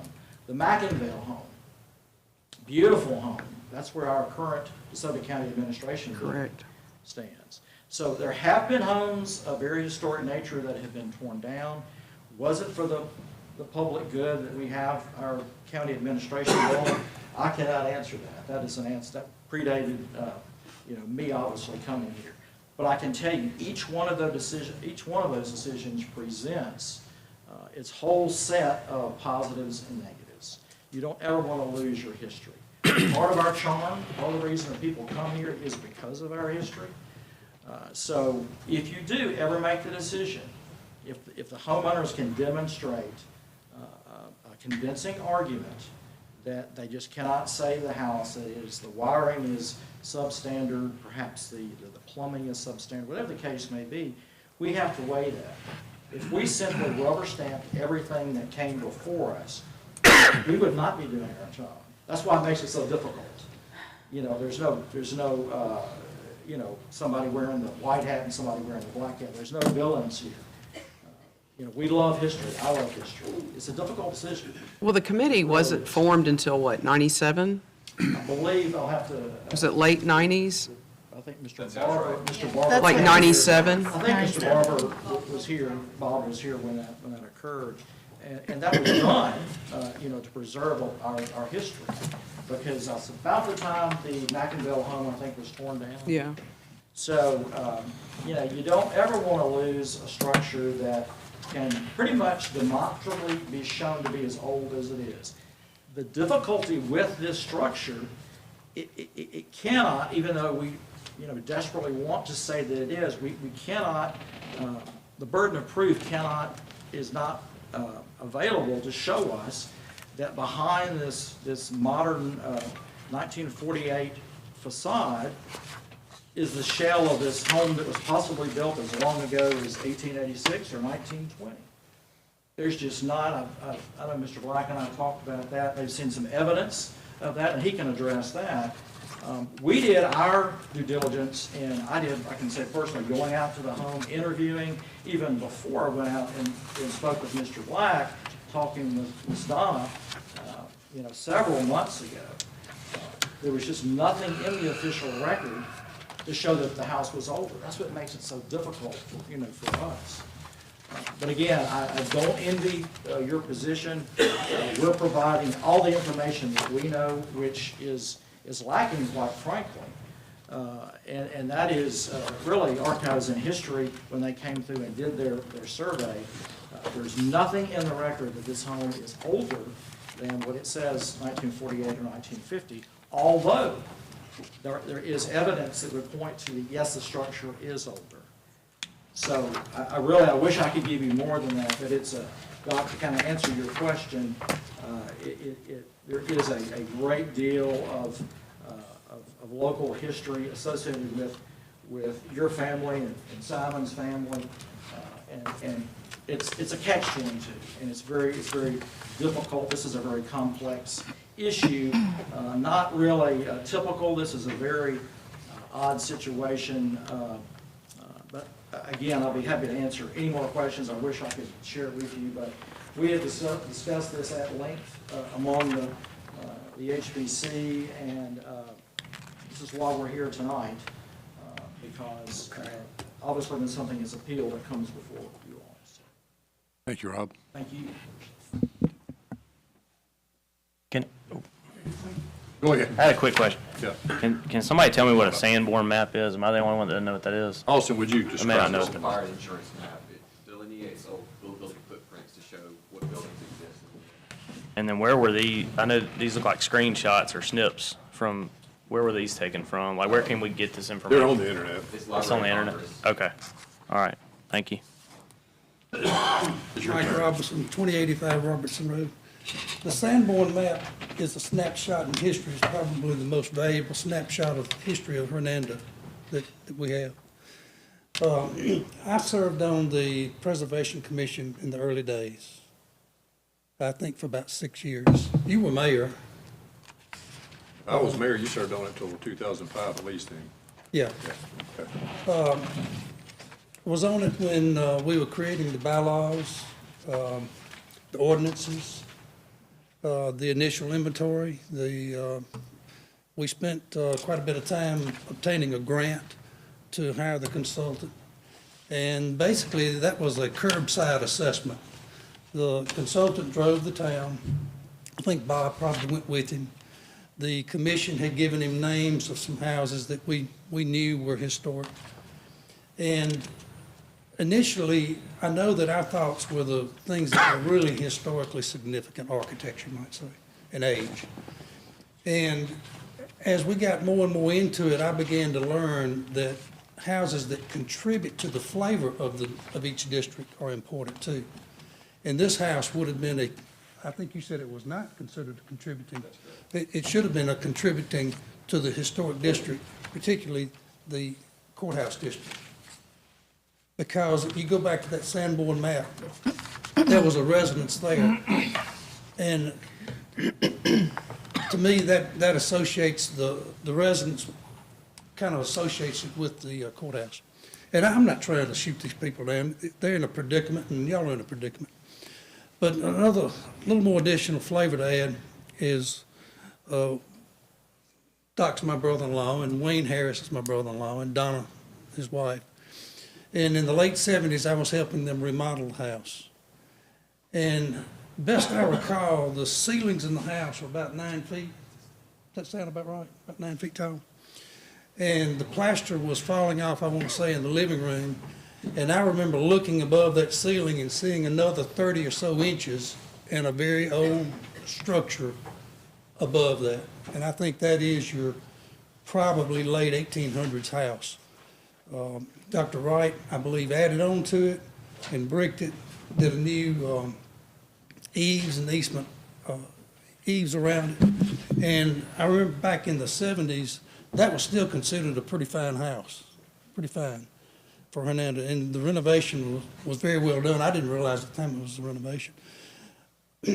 But now back to the Preservation Commission. I think you got a really old house here that's been covered by renovation, really old. And what historical significance inside the house, I don't know. When I was on the Preservation Commission, we didn't mess with folks what they did on the inside of the house, and we didn't mess with them on the colors to a certain reasonableness. If their colors were reasonable, we didn't mess with them. Some historic preservation commissions do. But we were really, really adamant about not tearing stuff down. We didn't even want them to, if the house hadn't been altered, we didn't want an addition that would distract from the actual historic or current flavor, you might say, architectural flavor of the house.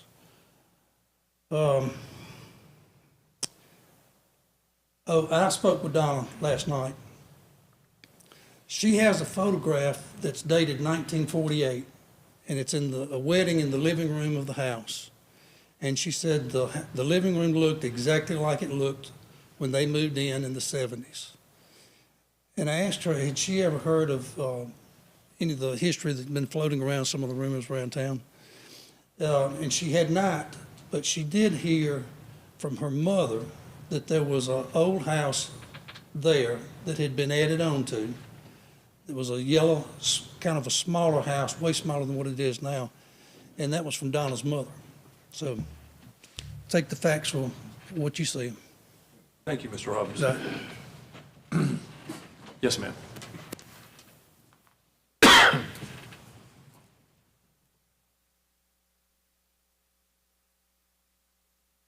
Johnson. I live at 450 Loescher Street in Hernando.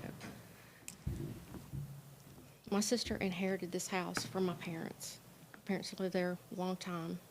To your point about your niece and nephew being raised there, my children were 2 doors down, were raised in and out of my parents' house.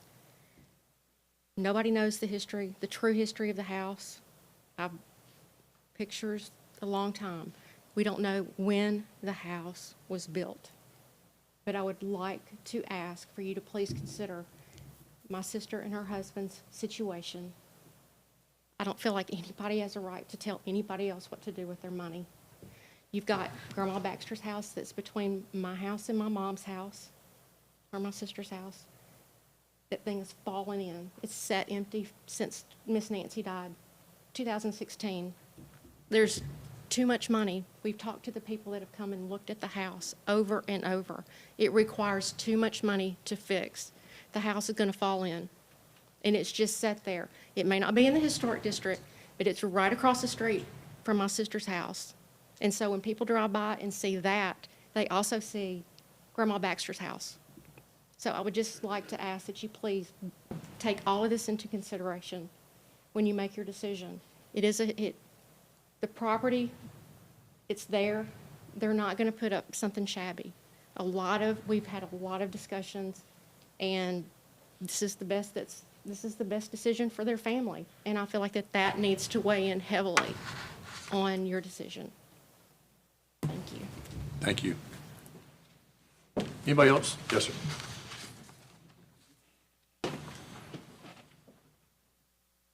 Hello, my name is Simon Weir, and I live at 1308 Memphis Street. And again, Missy is my sister, and this is regarding, her house. My parents lived there for 30 years, and after they died, the house was given to us 3 children to divide up, equally. I understand Miss Harris lived in the house, and a lot of other people had visited the house and had weddings there and so forth. But at the end of the day, I would like to ask the city attorney a question. Is it, if it's detrimental to the homeowner to not fix the house, is there a law that says that they cannot be told that, if it's financially adversarial for the homeowner, that they cannot be told they cannot tear down a structure? Is that? This particular house is in the historic district, so the rules that have been set up for the historic district apply for this particular question. So is that a yes or no? In this case, your question was a little confusing, but in this case, they can tell you that you can't tear it down, so people probably need to know. Okay, they can. They can. Okay. So you're putting a burden on a homeowner that, the cost is prohibited from them, sinking a lot of their, funds into that the house is not worth the repair. The house has a basement. It's basically all dirt. Every time it rains, they have to, put a pump downstairs to get the water out of it. The floors are caving in. My mother did not do a good job, or my dad, of maintaining the property. And, I would like to ask that y'all take that into consideration, of my sister and her family, to be able to do what they think is necessary for their family. It's been in our family for the past 32 years, excuse me.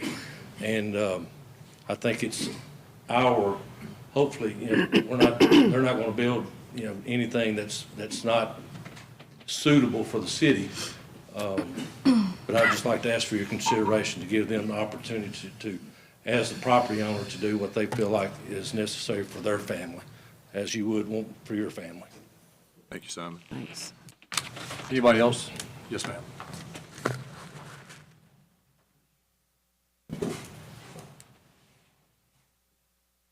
Real brief. My name's Amy Chathams. I live at 810 Palmer Drive in Hernando.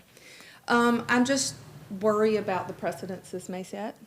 I understand their situation, and I, of course, want you to take that into consideration, but I also want you to think about what this means in the future. And if someone comes and they say, I mean, like Christy and Stephen just bought a house that's burned. Just like I never realized that there was an option just to tear it down and start over. And I would hope, my father-in-law came home to that house from the hospital, and I would hope that they would preserve it. And, Stephen lives in a very old house, very, very expensive to upkeep. That's the nature of historical homes. Unfortunately, that's the nature of renovating and living in an historical property. And if you want to live in a historical district and preserve a historical home, a lot of times it's going to cost more than just starting over. That's part of it. I was thinking about the Thompsons live in the home out there on Robinson Gin Road. And when Dale Wilson completed that home, there was a tree growing all the way up through the middle of it. But I'm thankful that we have that home. I'm thankful that that home is on the historical registry. I'm thankful it's out there.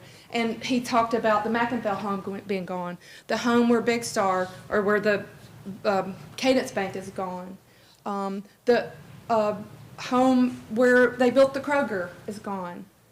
And if we'd had a commission back then, we'd still have these beautiful old homes. And yes, they would have been very, very expensive to renovate. But that's what a historical preservation commission is for, if not to preserve history. And sometimes that's not it's cost prohibitive to do so. So I just worry about the precedent that we set. If we say that someone comes and it's going to be too expensive, is that what we're going to say to every single person that comes and has a lot in the historic district and they want to start over? So anyway, that's all I want to say. Thank you so much. Yes, sir. One last thing, if you don't mind, the Historic Commission, if I'm not mistaken, did vote to allow them to tear the house down, did they not? That's true, yes. Thank you. Anyone else want to speak? Any questions, comments from the board? Yes, sir. Todd Steele, 2229 Northview. I am the architect for this project and for Stephen and Christie's project, so I'm man in the middle. But I don't know that I would have taken this project on if I thought it was going to be a detriment to tear this particular structure down. And one of the areas that we looked at in the City of Hernando Historic Planning Commission, what would you call it, ordinances? It's a standalone ordinance, but there is a section in there for unreasonable economic hardship. So should the commission determine that the owner's present return is not reasonable, it must consider whether there are other uses currently allowed that would provide reasonable return. Should the applicant satisfy the commission that he will suffer an unreasonable economic hardship if a certificate appropriate is not approved, such certificate must be approved. They weighed it and they decided to approve the demolition and the rebuild. So, so this is something that I took on as an architect, but also to say, yes, I would love to take this on because it's not a contributing structure. It's just a 1950s house that has been not well loved in the latter part of its season. So. Thank you, Mr. Steele. Anyone else? Any other discussion from the board or a motion from the board?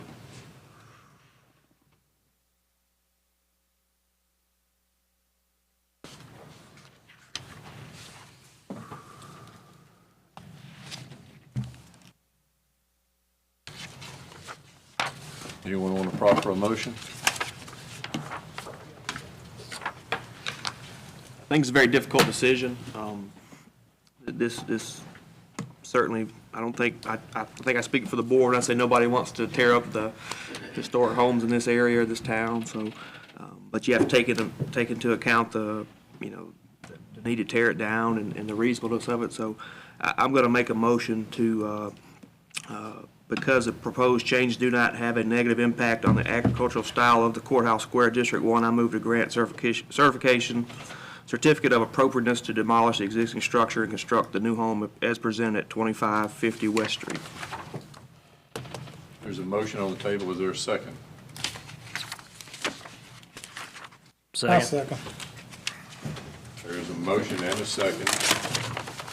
All in favor say aye. Aye. All opposed, no. No. And the motion passes.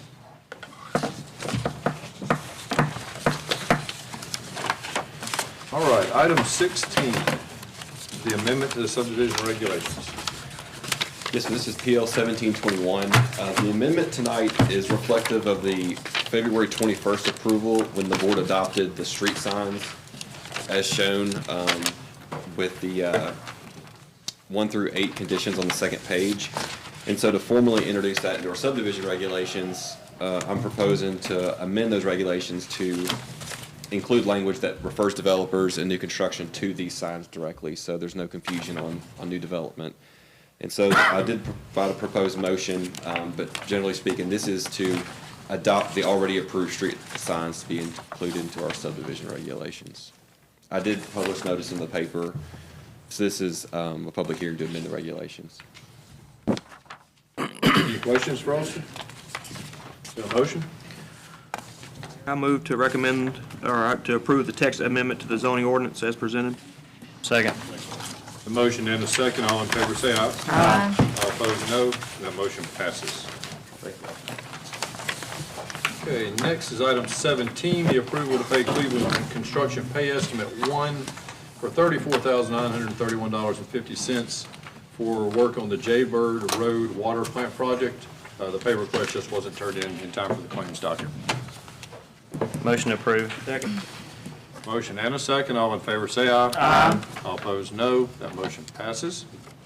Item 18 is the approval of the order for the motor vehicle tax collection by the DeSoto County Tax Collector's Office and for the mayor to sign. And y'all had instructed the city attorney to prepare this document, and he is here if there are any questions before a motion. Second. Motion and a second. All in favor say aye. Aye. All opposed? And the motion passes. Next is item 19, the approval of the agreement for the water tower property located at Loescher Street and Church Street, and for the mayor to sign. Austin can speak to that if need be. Are y'all familiar with it enough, or you want Austin to give a brief? Everybody okay? Is there a motion? Mayor, I'll make a motion to approve the agreement with the water tower. A motion and a second. All in favor say aye. Aye. All opposed, no. That motion passes. Next is the approval for Mr. Bellflower to put up Veterans Day banners for the next year and to discuss Phase 2. Mr. Bellflower, would you like to give a brief discussion? Yes, very brief discussion. I know you're probably ready to get home as much as we are. Well, all 22 banners are up, and they all look great. They do. Thank you for that. And I've got some photographs in my phone of veterans standing under their banners and family members standing under their banners, and they are so pleased. I do want to thank Mr. Germany over here and his crew for getting them up in phases for me. We couldn't get one by AC Steakhouse primarily because of parking issues in there. We even got out there at 7:30 in the morning on the second day, and there were cars blocking access. So I do want to get permission from the board to put up these banners again next year. Not these banners, but they will be different banners of different veterans. And we're going to start that process, if y'all approve it tonight, on May 6th at the farmer's market and during the A Fair. So I need y'all to give me a yay or nay on that. Now, Phase 2 involves Commerce and Highway 51. I got an email back on Friday from the energy representative, and we're supposed to have a document in writing giving us the use of roughly 100 poles in those two areas if we wanted to use them. But we've got to have that document in writing. We've contacted, these poles are owned by Energy and AT&T. We've contacted the AT&T representative. I told him today that I'll meet him in Tupelo. I'll meet him anywhere he wants to meet to get approval for the use of their poles, which are located on Commerce. So phase 2, we're not ready to, we're going to come back to you on phase 2 once we get all our ducks in order and all our I's and T's crossed.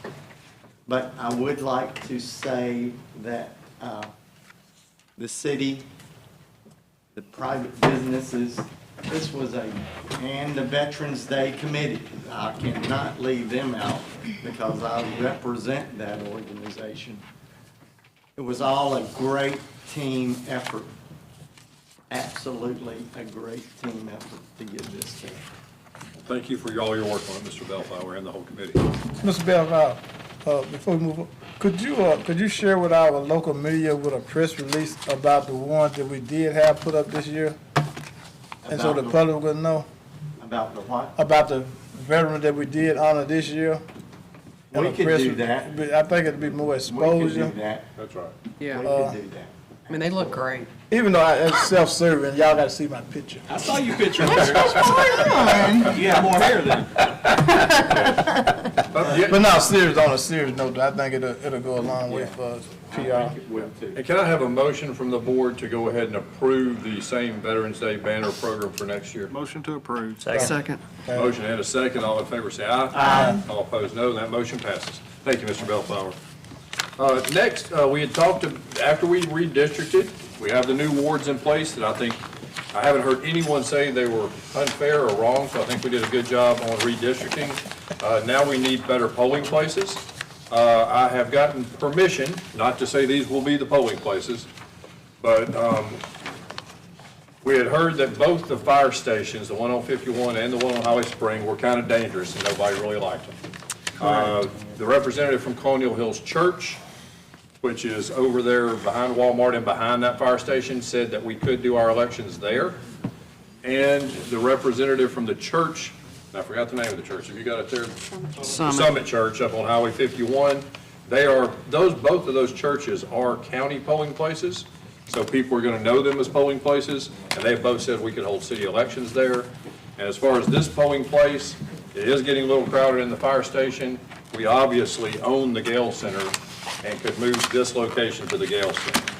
So those are 3 places that we could move that would be better suited than the 3 we're using now, I think. But we are open to discussion and for y'all's ideas on it. Is this going to be every election? It would City, be every state, municipal election. every, just city? Just the municipal one, which will be in 2025. We'll have a primary and a general, and possibly a runoff in there somewhere. And I've already spoken with you, Mayor, about it. I think the one for Ward 6 is pretty far out there. The Summit Church way up on North 51. Yes, sir. Is that by the Family Dollar there? It's right next to the Board of Realtors. Dollar General. Dollar General, I mean, whatever. Granted, my ward or Alderman Lynch's ward probably has the largest area to it. So it would be good to have it a little more, centered. One thing additionally I would say that we could potentially do is, I don't know if there's something that binds us to Ward 1 and 2, 3 and 5, 4 and 6 being at the same polling location. There is not. Okay, but so Colonial Hills Church would be somewhat more central for Wards 5 and 6 because they're on the eastern part of town. Correct. And then Wards 3 and 4 could try to look. They would have to find something, whether it's Parkway Baptist or one of the churches in the area. Colonial Hills 5. Over on Monteith. Same one they talking about moving 3 and 5 too? Yeah. So sub out Ward 3 for Ward 6 because it would be people could use McInville to get to Monteith. Ward 6 is huge, so I would say either or reach out to see if the Nesbitt Water Association potentially is, since that's another county polling location, if that would be something that we could use. That would be a little more central. I think your proposal makes more sense. What are y'all thinking about location and separating? you also need to talk to the commissioner. It's hard right now getting enough people to staff these, to staff the location. I mean, even now. So it's difficult, so the more we spread out, even though I know it's not. Well, I think He's not he's talking saying about, keep the same number of We're locations. gonna keep the same numbers. Same number of locations. Only have 3 locations, but switch out Ward 3 with Ward 6, because 5 and 6 are closer together in that vicinity for that polling station. 3 and 4 would have to find a spot. So 1 and 2 would be at the Gale Center. Yes. 5 and 6 would be at Colonial Hills. And then 3 and 4, you're saying might be better off at Nesbit Water Association. Or, Anybody check with the Fellowship Church right there on 51? That would be a good Oh, yeah, that'd location. be a good one, too. That'd be a good one. Fellowship Church right north on 51. The one right next to the. That'd be a lot better for 4. Kind of across from License Drive. Not from License Drive, man. You talking about down here? Oh, you're talking about down here? Fellowship Church. Oh, Fellowship. I'm thinking about the one up there about You Super. talking about Oak Grove? No, you talking about On Oak 51. Yeah. Oak Grove would be worse than the Summit. Yeah, it's before you get to Green Tea, on the left, right? Yeah. I think that'd be good for 3 and 4. Permission first, though. That's what I'm saying. I said somebody to talk, to talk with them, you know. I'm just- Well, yeah. Yeah, I think anything to with ask a him. large parking lot Yeah. would be beneficial. So we'll reach out to Nesbit Water Association and the Fellowship Church. Any other ideas? Is everybody kind of good though with the Gale Center, Colonial Hills churches? Yeah. Everybody kind of settled on those? the only other one I would say is 3 maybe and 4, yeah. Nesbit Baptist up there. Yeah. Okay. Does anybody here have a relationship with Nesbit Baptist? I can reach out. I mean, we've had some members call us about it. Yeah, I just know some people that go there. I don't really have, I wouldn't say I have a relationship there, but. So I'll ask all 3 of those if they would be an option, and then bring that back to y'all at the next meeting. And hopefully y'all can choose from those 3, and we'll stick with Colonial Hills and the Gale Center for the other 2. Because we do need to get it done sooner than later. Agreed, I agree. And I appreciate the input. Everybody good with me going after those 3, just to get Yeah, permission? 5 and 6 fits over there. but- Okay. I'll get to work on that. Cross Creek, and, you've got Creekside and all that stuff over there. Everybody ready to move on to the next item? Yeah. Sure. Item 22 is the restoration and lease of the city's fire truck with Mr. Coleman. I think there's an agreement that's been drawn up by the city attorney. Everybody's good with that? Is there a motion? What's it? Okay.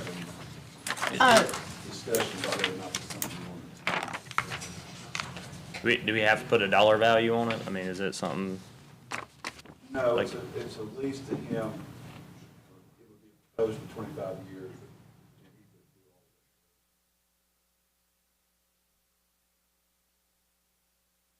And all those functions that are listed in the proposal, and any other functions that you'd be interested in. I think it's a great idea. My only question is, will the lease stipulate, like, right now it's kept in a garage, so like, He will gonna, it? he gonna keep it on cover space. Okay, that's what will it say that it needs to be covered? Sure, it can say anything you Yeah, want to say. we can include that in there, cause Okay. that was one of the stipulations he talked about. Yeah. Good. As I understand it, kind of in the way right now. Yeah. So it would be beneficial to have it moved somewhere where it can be restored, still owned by the city. And no liability to the city while it's out of our. Okay. So we just need to approve for you to do an agreement? And add that consideration, anything else that you think of, you can send me an email, I'd be happy to add it. And I can present to you, Okay. So I'll make that motion that we have our city attorney draw up an agreement, a lease agreement. Second. Motion and a second. All in favor say aye. Aye. All opposed, no. That motion passes. Next is the utility adjustments. Make a motion that we approve the utility docket. Second. All in favor say aye. Aye. All opposed, no. Motion passes. Make a motion to adjourn. Second. Motion and a second. All in favor say aye. Aye. All opposed, no. We are now adjourned.